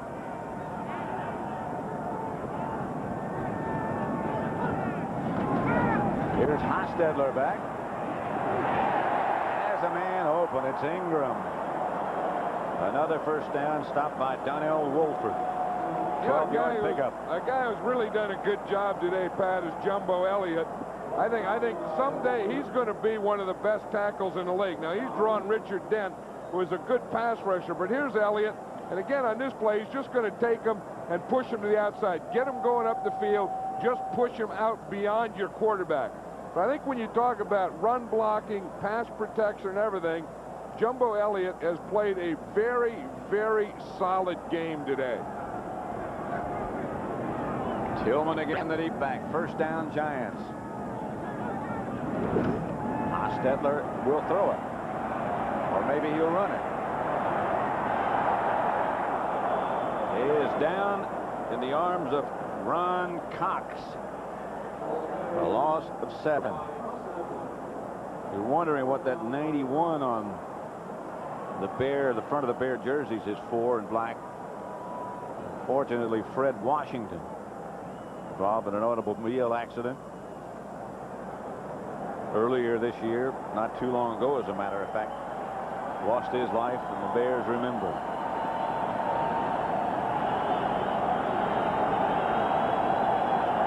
Second and 17. Lawrence Taylor acknowledging the fans.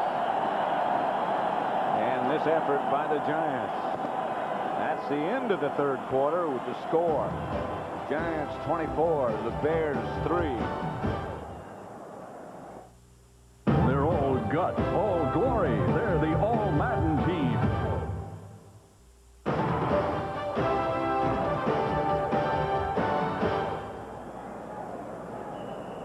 At Giants Stadium, I'm Pat Summerall with John Madden. Collins slightly sprained.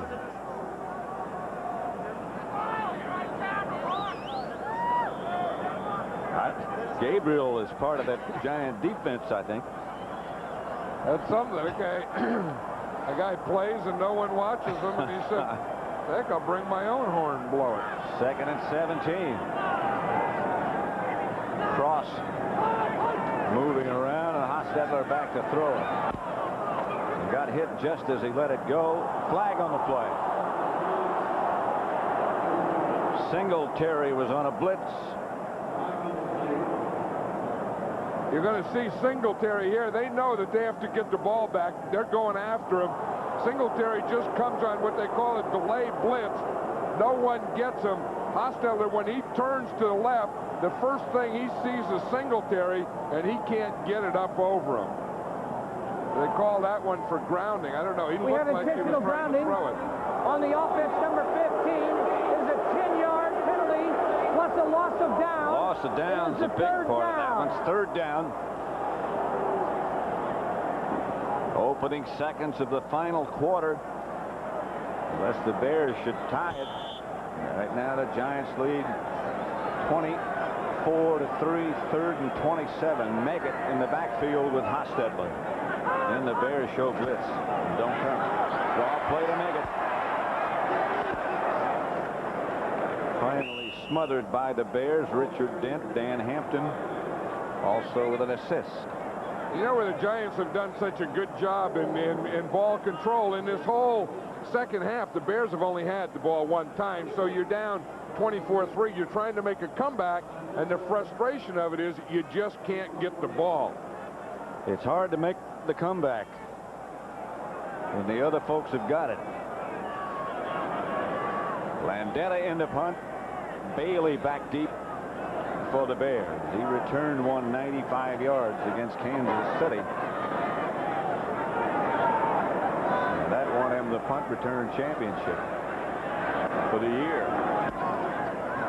And Dennis' kick is a good one. Bailey. The first man down. Guess who? Renee Thompson. Renee Thompson, I think, is probably the best special teams player that ever played the game. Watch him. They only got one guy on him. He has about 3 gears. He comes down in one, puts it in a second, then in a third, and then goes it down to second and makes the tackle again. Our coverage will continue after this message from your local station. You're watching the NFL on CBS. 24-3, the Giants over the Bears for the right to play the 49ers next week at Candlestick to see who goes to the Super Bowl. Buster was the lone setback. Pass incomplete, intended for Morris. And Hampton a little disgusted. There's a guy who's been a real warrior in this league, and I think right now he can see a career ending. He knows that this is going to be his last year, his last season, and of course when the Bears lose, it's his last game. A lot of people thought he shouldn't have come back this year, but he said, in fact, he told us in Chicago, when I came here, this was a pretty good house. It was pretty strong. Things seemed to be in order. And last year, I didn't like the way it looked, so I came back. Tomczak, with a lot of time this time, gets it out to Wendell Davis. Pickup of 14 yards and should be enough and is enough for a Bear first down. Best protection Tomczak's had all day.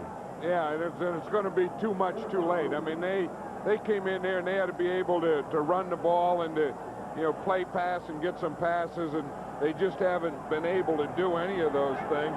Neil Anderson's only rushed for 20 yards. They just didn't get the ball to him enough today. Tomczak dumps it off to Anderson. No gain. Pepper Johnson there with Anderson. And maybe that's why they haven't gotten to it. They've had someone like Pepper Johnson peppered to them all day.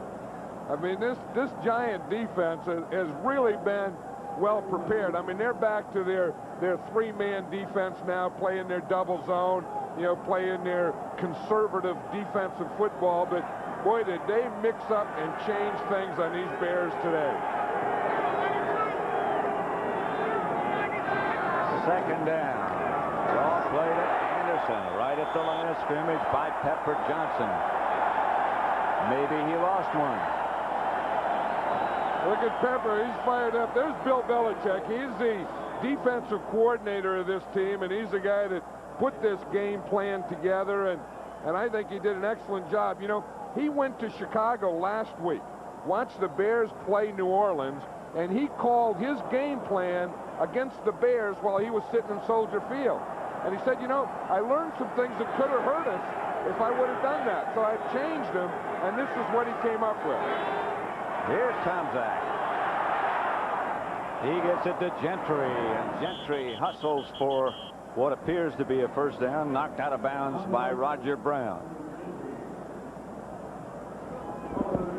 Hey, you talk about guys that have done a good job. There's a guy, Jeff Hostetler, you say, the backup quarterback, and I've always said that a backup quarterback can win games, can even win playoff games, but I don't think can win a championship, can take you all the way to the Super Bowl. But the way this guy has played today, I don't know that I don't believe that he couldn't do it. Well, as we said before, he's been around here for a long time, 7 years, and he is a heck of an intelligent athlete. Tomczak, incomplete. Intended for Thornton. You talk about key plays in the game, Pat. How about Mark Bavaro's that third down play when they had to get the first down? And I don't know how he did that, how he got that ball out there and nothing else touched the ground. He knew exactly where he was and picked up that first down. And look, he smiled. He doesn't do much of that. Hey, it's tough on the other side. You know what's tough is realizing the finality that you just go and start putting stuff in boxes. And about now, you start to realize that it's starting to sink in. Pass intended for Dennis Gentry. Peter Tom Willis, a man with the 3 names, warming up on the sideline, number 10. The rookie from Florida State, Dan Hampton.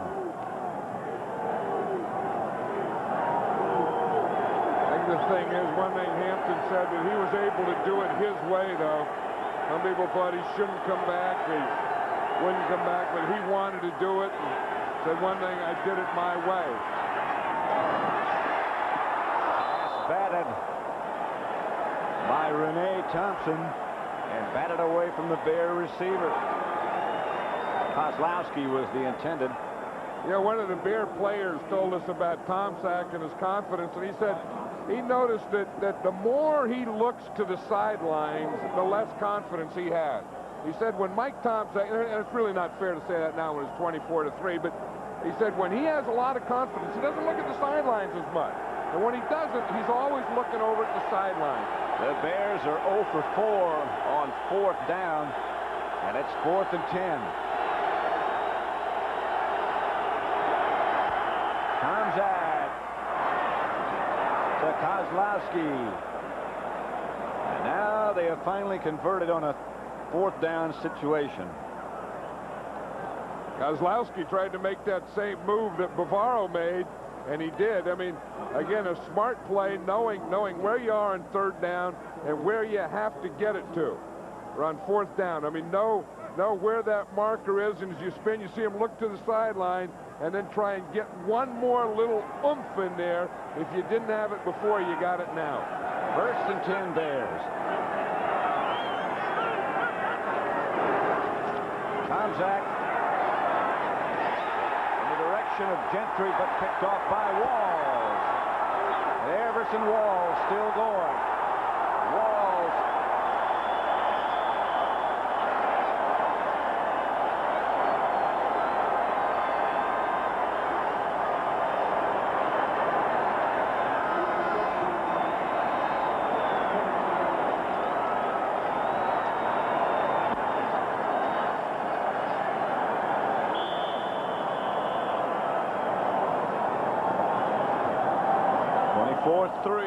The Giants lead. They have the ball.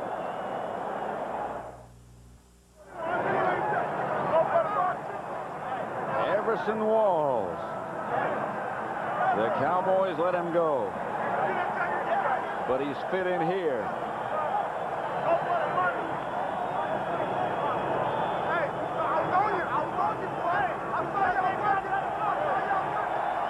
It's amazing after they make an interception how much they see. I was on you, I saw you, I did this, I did that. They have everything covered. On 1st down, it's Anderson for a couple. Stopped by Hampton. Watch the pressure. You see the first pressure that he got was from Pepper Johnson, and then he had to pull his hand down. And then when he throws the interception, he's still going to get it. They're still going after him. The first guy that got it was Pepper Johnson. The second guy that got him was Lawrence Taylor. When you wear a team number, you're a marked man, especially when you have QB after your name. 2nd and about 7 or 8. Anderson behind Carthon. Anderson again. Hit right at the line of scrimmage by William Perry. No advance. I tell you, if you run in there too many times on William Perry, you're going to have a lot of no advances.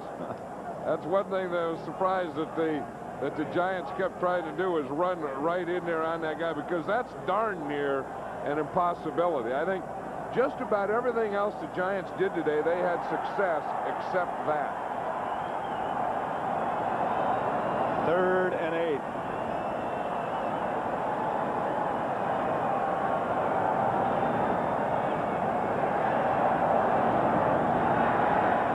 Hostetler with Carthon behind him in motion now, and he gives our fix to Anderson. Hostetler dives close to the 1st down. That's close and dangerous. I'll tell you, you know who's thinking about this play right here? That bootleg play with the quarterback running, the quarterback diving. He's trying to make a Bavaro play now. But I'll guarantee you who's watching it and thinking about it right now is Charles Haley of the 49ers. Because he's the guy who loves to go after the quarterback and doesn't like to keep containment. First down on the dive by Hostetler. This game is presented by the authority of the National Football League, and this CBS telecast intended for the private use of our audience. Any rebroadcast or other use of this telecast without the express written consent of CBS, the Chicago Bears, and the New York Giants in the National Football League is prohibited. Now they're going to review the spot. After further review, play stands as called. First down. It is a first down. Hey, what they're talking about again is the Bears have really had trouble keeping containment of Hostetler. Really? He is, and you know, if you take your outside guys and you tell them to contain, then a lot of times that takes the aggressiveness out of them. So then you just get them standing there. Then if you get them standing there, you say, come on, go after him. Then you go after him, and the quarterback gets outside. It'll drive you nuts. It takes him right out of the pass rush. And I think that's exactly what happened to Richard Dent. Ingram, the man in motion. To Anderson. O.J. to the 40, to the 35. A pickup of 6. Stopped by Roper. Well, O.J. still has some fight into him, too, doesn't he? He said, you know, he was saying last year, he said he had a pretty good year, and everyone was saying O.J. made a comeback. He said, but he had a pulled groin all year. He said he was never healthy all last year. He said this year he's healthy, and I think he's making moves like he did 5 or 6 years ago. Yeah. 21 times he's handled it. In fact, they got a surprise. The team has a surprise. I thought they'd given it to him, but they bought him a Rolex watch, I've heard, for his 10,000 yards. They haven't given it to him yet. 2nd and 4. Anderson got the rest. That's Tillman. Inside the 35, he picked up 3.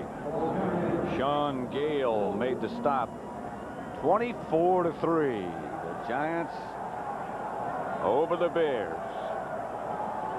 A sad end to that chapter. You know, you think that book. You think that book that he has that equipment on, that helmet, the shoulder pads, jerseys, hand pad.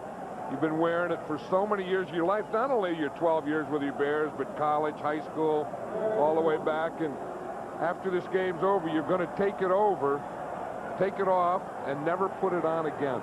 I think he's ready. 3rd and about a yard. And Tillman fighting. I think he got it. Picked up 2. Gale made the stop along with Perry.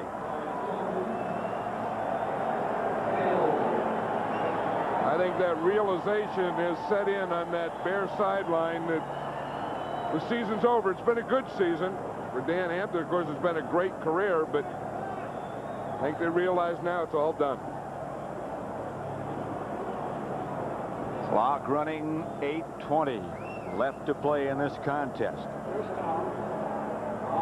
Jeff Hostetler's done a heck of a job today. Otis Anderson has been outstanding. How about that Giant offensive line and defensive line? I think that's a big story. The lines have controlled the line of scrimmage on both sides of the ball. That's Tillman inside the 25. Stopped by Carrier and Cox. The coordinating producers of the NFL on CBS, Charles H. Milton III and Ed Gorin. This game produced by Robert D. Stinner, directed by Sandy Grossman. The NFL Today produced by Eric Mann, directed by Kathy Barretto. Senior producer David Winter, and the executive producer Ted Shaker.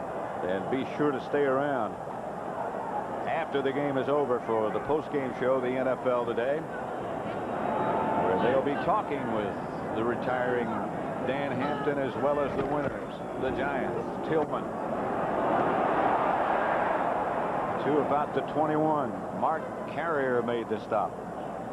Yeah, they've really done a lot over there on that left side today, and I think you have to give Jumbo Elliott and William Roberts a lot of credit, too, in the job that they've done in the tight end, that most of their running, or most of their successful running, has been to that left side. I think the Giants slumped a little when they lost Jumbo Elliott. He had a broken leg for a while, and he was out. And then when he came back, that gave him that big guy they need in that offensive line, that guy to kind of anchor, you know, to kind of hang everyone else on. Jumbo, when he had that broken leg, he wouldn't talk about it. He wouldn't talk to anybody about it. Well, no, and Coach Parcells said, you know, he just has a leg. He has a little leg. He has a leg. He's not playing. And that leg that he had was a broken leg. You'd ask him, how are you? I'm fine. Why aren't you playing? I'm fine. Yeah, what's wrong? I'm fine. Yeah, and then when you get, and they say it's non-weight bearing, but when you're that big, I mean, that guy fills out that stuff. I mean, he's well over 300 pounds, Jumbo Elliott. You know, everything is weight bearing. I was going to say, you show me a part of a guy like that. It's not weight bearing. Third down, about a foot.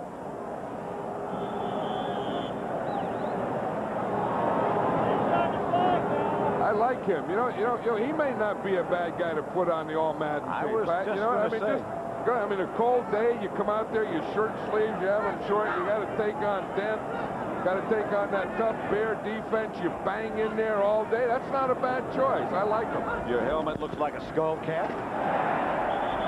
First down, Giants.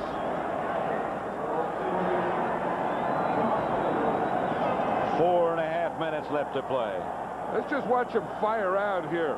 You watch and see what a tackle that you see. You got to stay low, boom, and just fire out like that.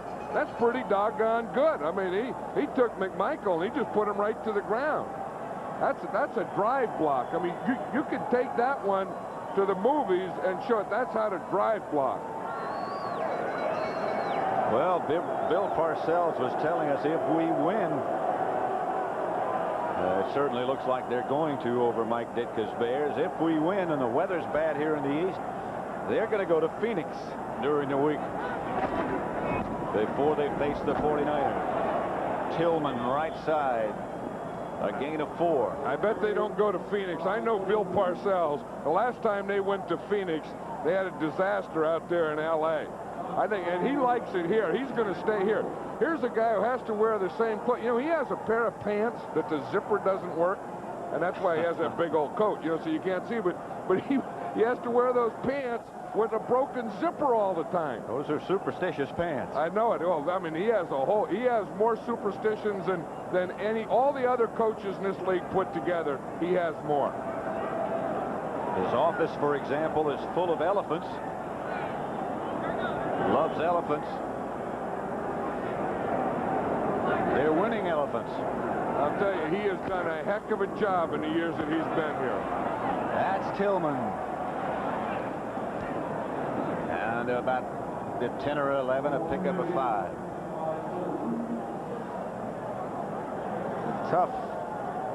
Tough loss for Mike Ditka and the Bears. They just, as John Madden said, took a physical beating. Although they beat New Orleans last week, you could tell at the end of the game, almost after every play, somebody left. Well, that's what I thought. I thought, you know, were they going to be able to get it up and come in here again? And we talk about Bill Parcells has done an excellent job. Mike Ditka has done an excellent job of, you know, recovering from last year and bringing this Bear team back to the year that they have. 3rd and 1. A handoff to Tillman, and he's got a first down. Ron Cox made the stop, and we'll have the 2-minute warning at Giants Stadium with the Giants leading the Bears 24-3.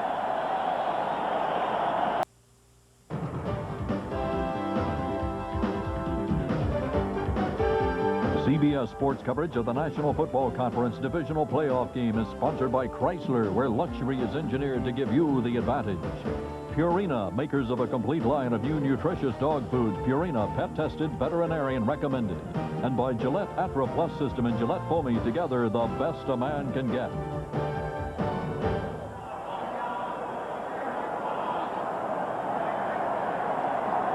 One of the gentlemen we hope to be talking to on the NFL Today, the postgame show, when this is over. Dan Hampton, along with Bill Parcells, Jeff Hostetler. We hope. Matt Millen is standing by on the West Coast. Carthon to the 5. Matt Millen, of course, had a great year with the 49ers. Matt Millen is one guy who will understand what the word slobber knocker means. Timeout, Bears.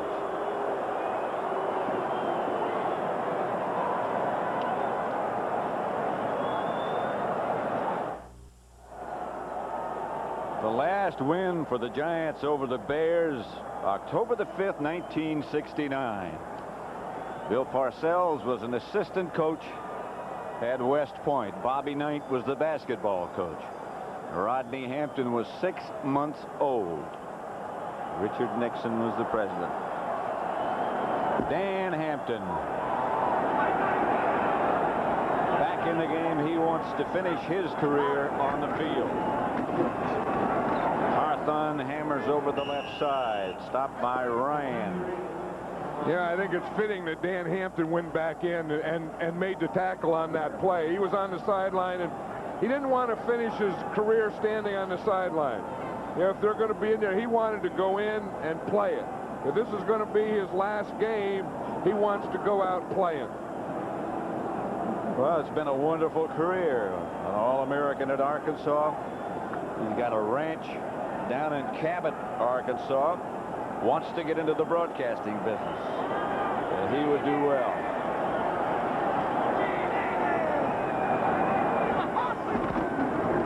Carthon. Straight ahead. Stopped by Hampton and others. Yeah, if he keeps playing like this, I think he's going to want another year. I mean, he's got down there in the goal line, and he's stuffed too. We saw him there. Watch him, 99. He's just standing that whole side straight up. There's just 99. They just run right into him. There's nothing there.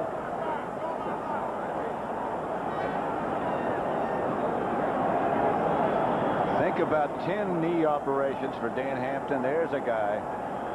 Whoa, what credit he deserves. Otis Anderson. And the guy next to him, Bill Parcells. Hampton, 10 knee operations. I don't know how many broken fingers. One broken leg. One leg shorter than the other. Carthon. Straight ahead. Touchdown. From a yard out.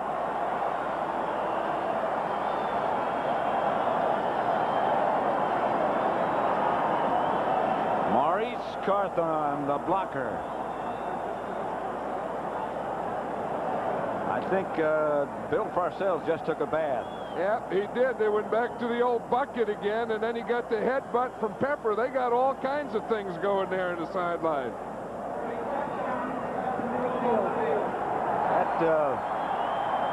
That Gatorade took care of the hairdo. Yep, there it is. That's a new kind of moose. But he's still looking up. See O.J. Anderson run off. He has one ball. Maurice Carthon has the other ball. Carthon doesn't get a lot of these. In fact, I don't know if he has that one. They're reviewing that one. Did the ball break the plane? I know the guy who was making the big argument there was Dan Hampton. He didn't want to go out in his last play where they scored against him. Watch it here. Does the ball break the plane? Yep, it sure does. Yep. From that angle there, you can see that it broke the plane. And that's what has to happen for it to be called a touchdown. The ball is the key thing. Now the Giants are lined up there with their After further extra point review, team. play stands is called touchdown. Then you get another celebration. That's a good thing about this instant replay. You get a whole bunch of celebrate. You celebrate when you do it. Then you celebrate when they say, hey, what you just did really did happen. I still don't think Mike Ditka likes it. No matter how many celebrations you get. The extra point by Barr is good. 31-3.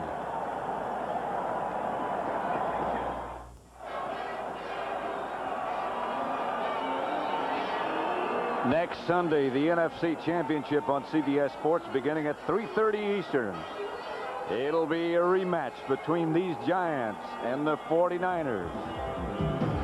Yeah, those Niners played the Giants in the most eagerly awaited game of the season earlier this year on Monday night. The game was physical, as Ronnie Lott demonstrated on Mark Bavaro, as the game's only touchdown was scored by John Taylor. That's next Sunday, starting with the NFL Today at 3:30 Eastern on CBS. Barr's kickoff is a bouncer. Stay with us. Again, a reminder. The Bears. The old Cal Stanford play. Where's the band?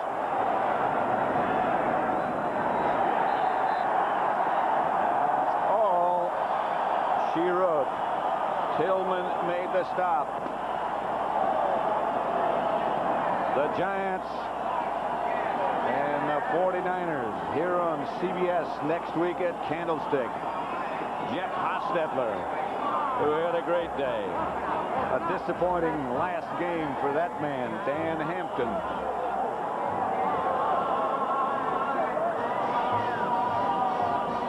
Bill Parcells, who came up with such a magnificent way to play against Mike Ditka's Bears.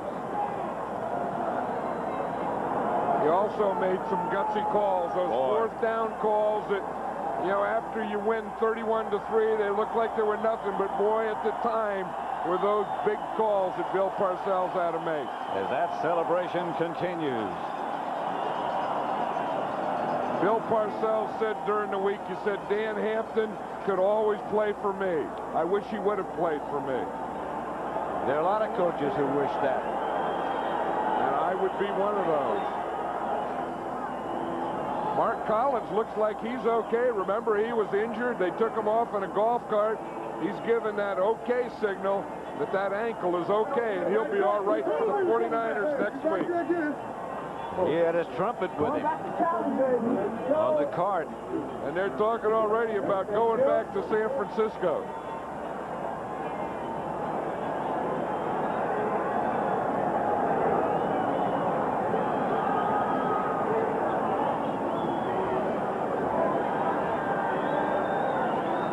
Well,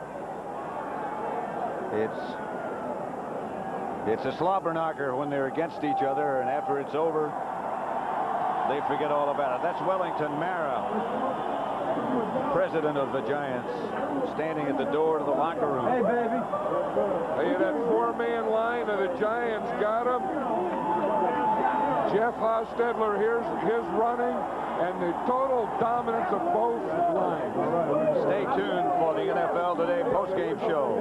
Greg and Terry with Pat and Leslie taking you inside the locker rooms. Once again, the final score here at Giants Stadium, the Giants 31, the Bears 3. You've been watching CBS Sports coverage of the National Football League.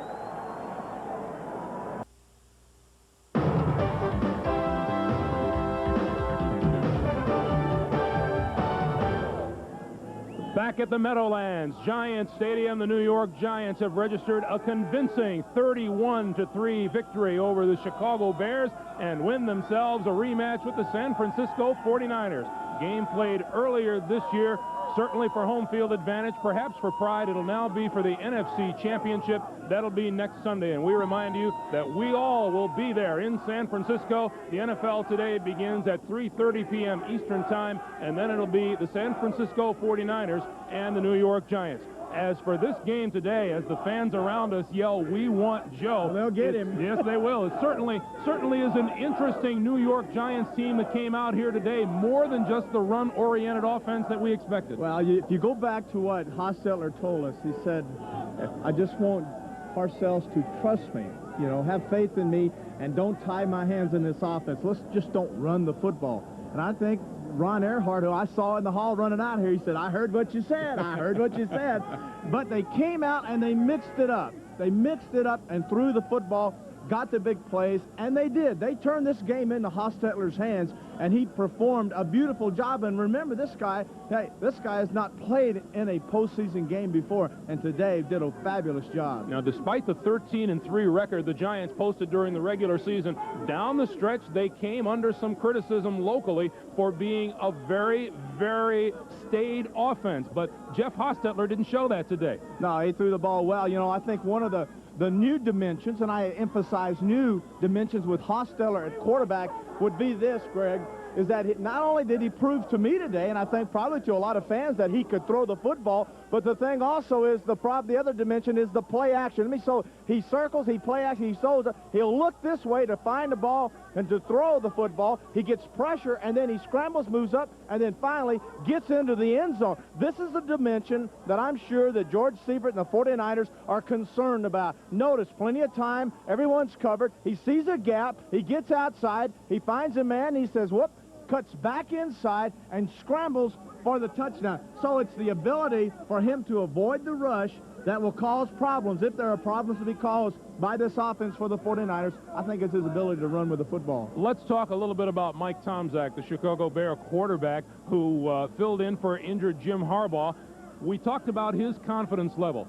He threw the ball very well today and was the victim of some drop balls. Well, third down conversions really were the thing that killed him. He said also, you know, he thought that today that for them, they had to be able to convert third down 50%. At least they were unable to do that. But early in the game, the Collins interception off of the deflected pass, which was perfectly thrown. I thought he threw the ball well. He never seemed to get rattled, which is a very good clue as to whether or not this guy has the ability to play in a big game. Never got rattled. Threw the ball extremely well, but too much Giant defense. When you convert only one of 5 fourth down tries, then you're desperate on offense and you don't get it done. Then you got to look on the other side and say, hey, these Giants played a whale of a defensive game today. They did. 31-3 was the final score, and the Giants win themselves a trip to San Francisco next Sunday afternoon. When we come back, you will hear from members of the victorious New York Giants, 31-3 over the Bears. Well, this doesn't look very interesting. I mean, I thought you'd have me try something a little fancier, maybe with nuts and fruit cocktail. These are nothing but flakes. It isn't at all what I expected. I like it. Oh, I get it. It's a whole new kind of cereal. Simple and back to basics, right? I like it. Kellogg's Corn Flakes. Corn Flakes? Taste them again for the first time.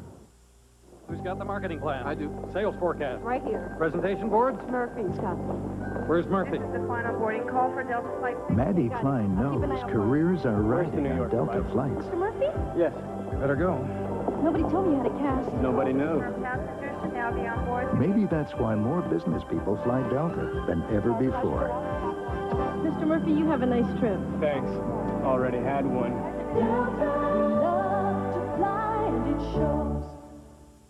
My grandfather loved the unknown. I want a sure thing. I drive a new kind of Oldsmobile, the all-new Bravada, perfect for this jungle because it's got Smart Track, a new anti-lock braking and all-wheel drive system that automatically sends power to the wheel that needs it. So I'm ready for the unexpected, whether I'm traveling across the river and into the trees.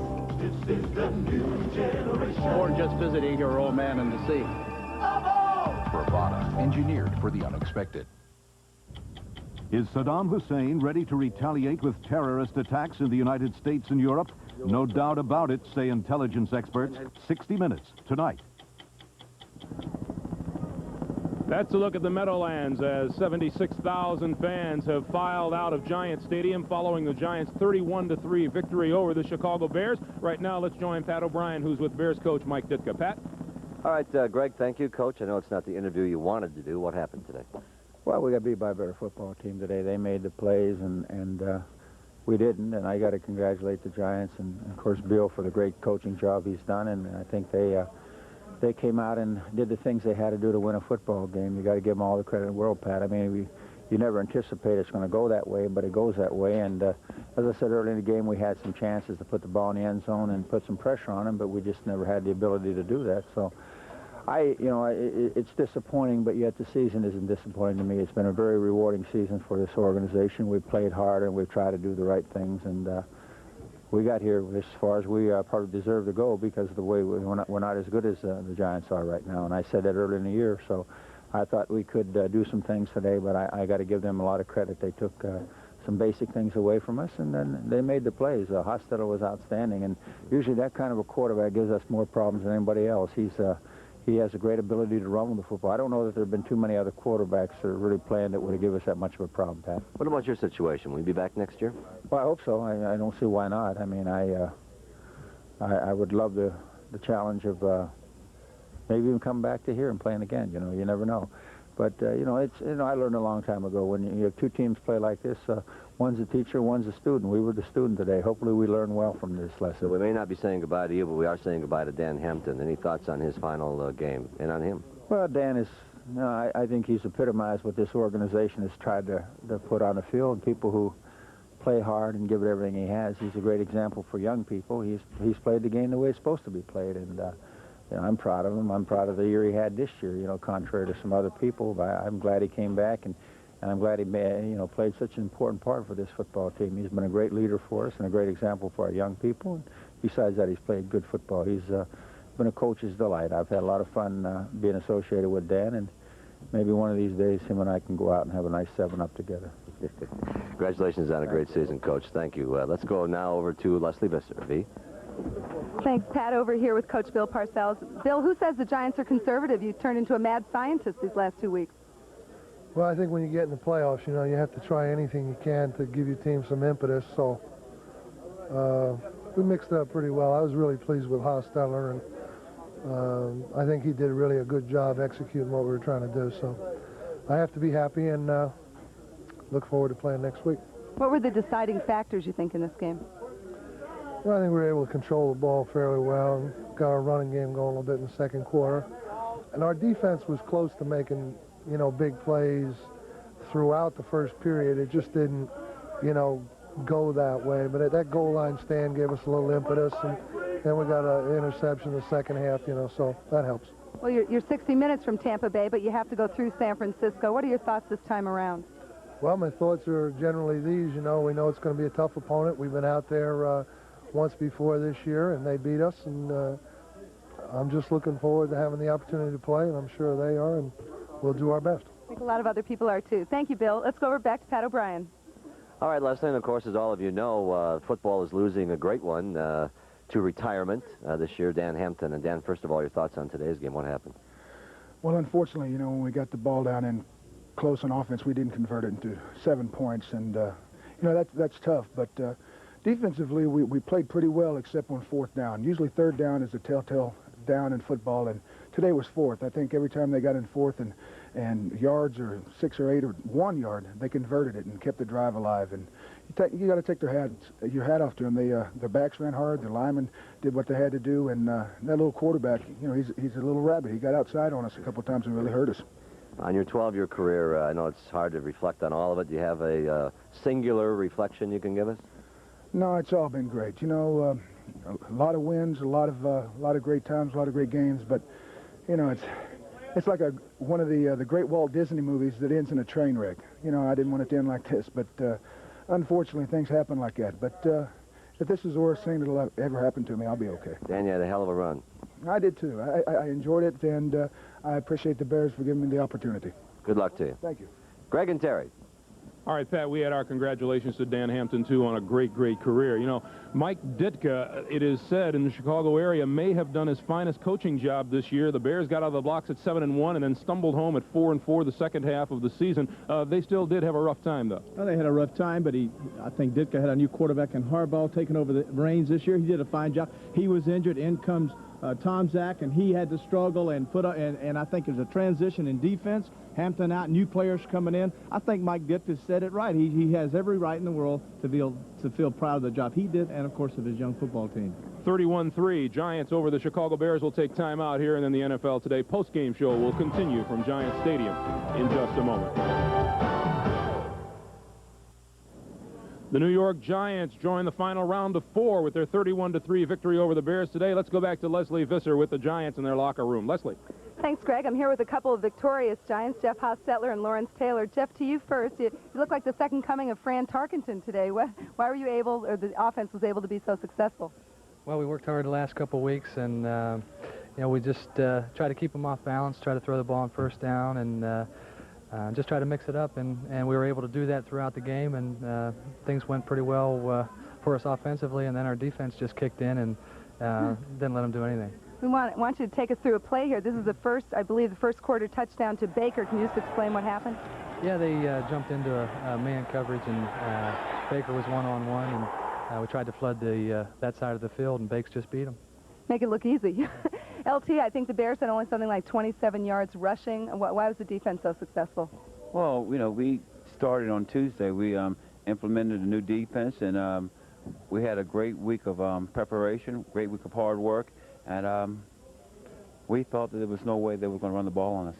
You'd like to get back to the Super Bowl, but of course you have to face the 49ers again. What are your thoughts on return engagement there? Well, I'm quite sure they got to be a little bit worried because just like, you know, a bad penny, we're coming back. You know, we're going to show up again, and we plan on playing a little bit harder, stay a little bit longer, and a little bit stronger, and walk away with victory.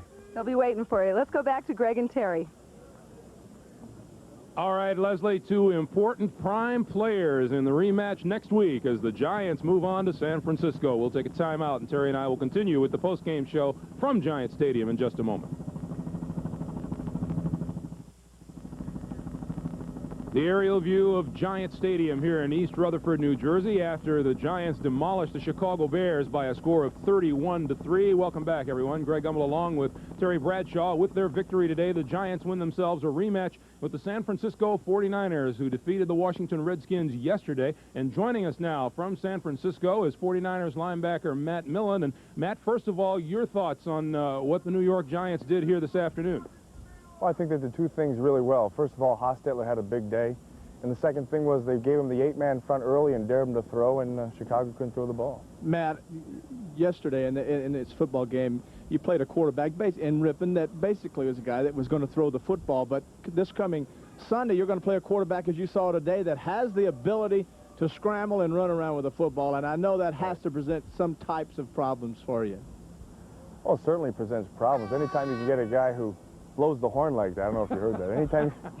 Anytime you can get a quarterback who can run and move, it's going to, you know, put a lot of pressure on your coverage. But we'll just have to play a straight, basic game, and we'll be all right. Matt, thanks very much for joining us, and we'll see you out there next Sunday, okay? Matt Millen of the San Francisco enjoy the 49ers. cold. Thank you very much. Right now, for some further thoughts on what's happened here today and maybe what's to come next week, let's go back upstairs to Pat and John, guys.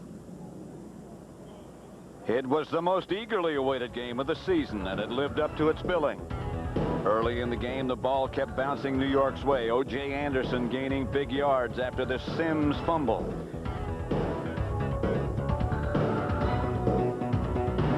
And then a completion to Stephen Baker after a ball bounced off the hands of Rodney Hampton. But the Giants could not get into the end zone. The game was physical. This Ronnie Lott hit on Mark Bavaro will be talked about for years to come. John Taylor beat Mark Collins for the only touchdown of the game as the Giant defense was stingy as well. The game went down to the wire, and trailing 7-3 with 4 minutes left, Bill Parcells elected to go for it on 4th down. The pass was broken up, and San Francisco won it 7-3. And John Madden is here with me, but he won't be long because John will be headed west right after the game. And the game, of course, is over, and John will be leaving in a few minutes. What are your thoughts? The Giants look so good today, particularly on defense, and the 49ers always play good defense. Well, you know, that's the thing, I think. I think today the Giants came in and did what they had to do. They controlled the line of scrimmage. It was a run-type thing. They had to stop the run. They had to stop Neil Anderson. They had to stop Brad Muster. They did it. I mean, they didn't even give the Bears a first down running the whole game. But next week, their work is cut out for them because that's a totally different thing. They don't maybe not have to worry about the run too much, but I'll tell you, they have to play against the greatest passer who's ever played the game. Well, it'll be a study in contrast at quarterback, but the game should be very, very interesting. Now let's go back to Greg Gumbel. All right, Pat, and we'll see you and John out there next week as well. 31-3, Giants over the Bears. We'll take time out and continue on the post-game show in just a moment. The Giants 31 and the Bears 3. I want to remind you, tonight on CBS, tune in for the CBS News Magazine 60 Minutes, followed by the CBS Sunday movie Witness, and then Designing Women. And we'll all see you 1 week from now at Candlestick Park, where the San Francisco 49ers will host the Giants in the NFC Championship. Our coverage begins with the NFL today at 3:30 Eastern Time. Right now, stay tuned for NCAA basketball. The road to the Final Four continues. St. John's at Connecticut. For all of us at CBS Sports, I'm Greg Gumbel. So long from Giant Stadium.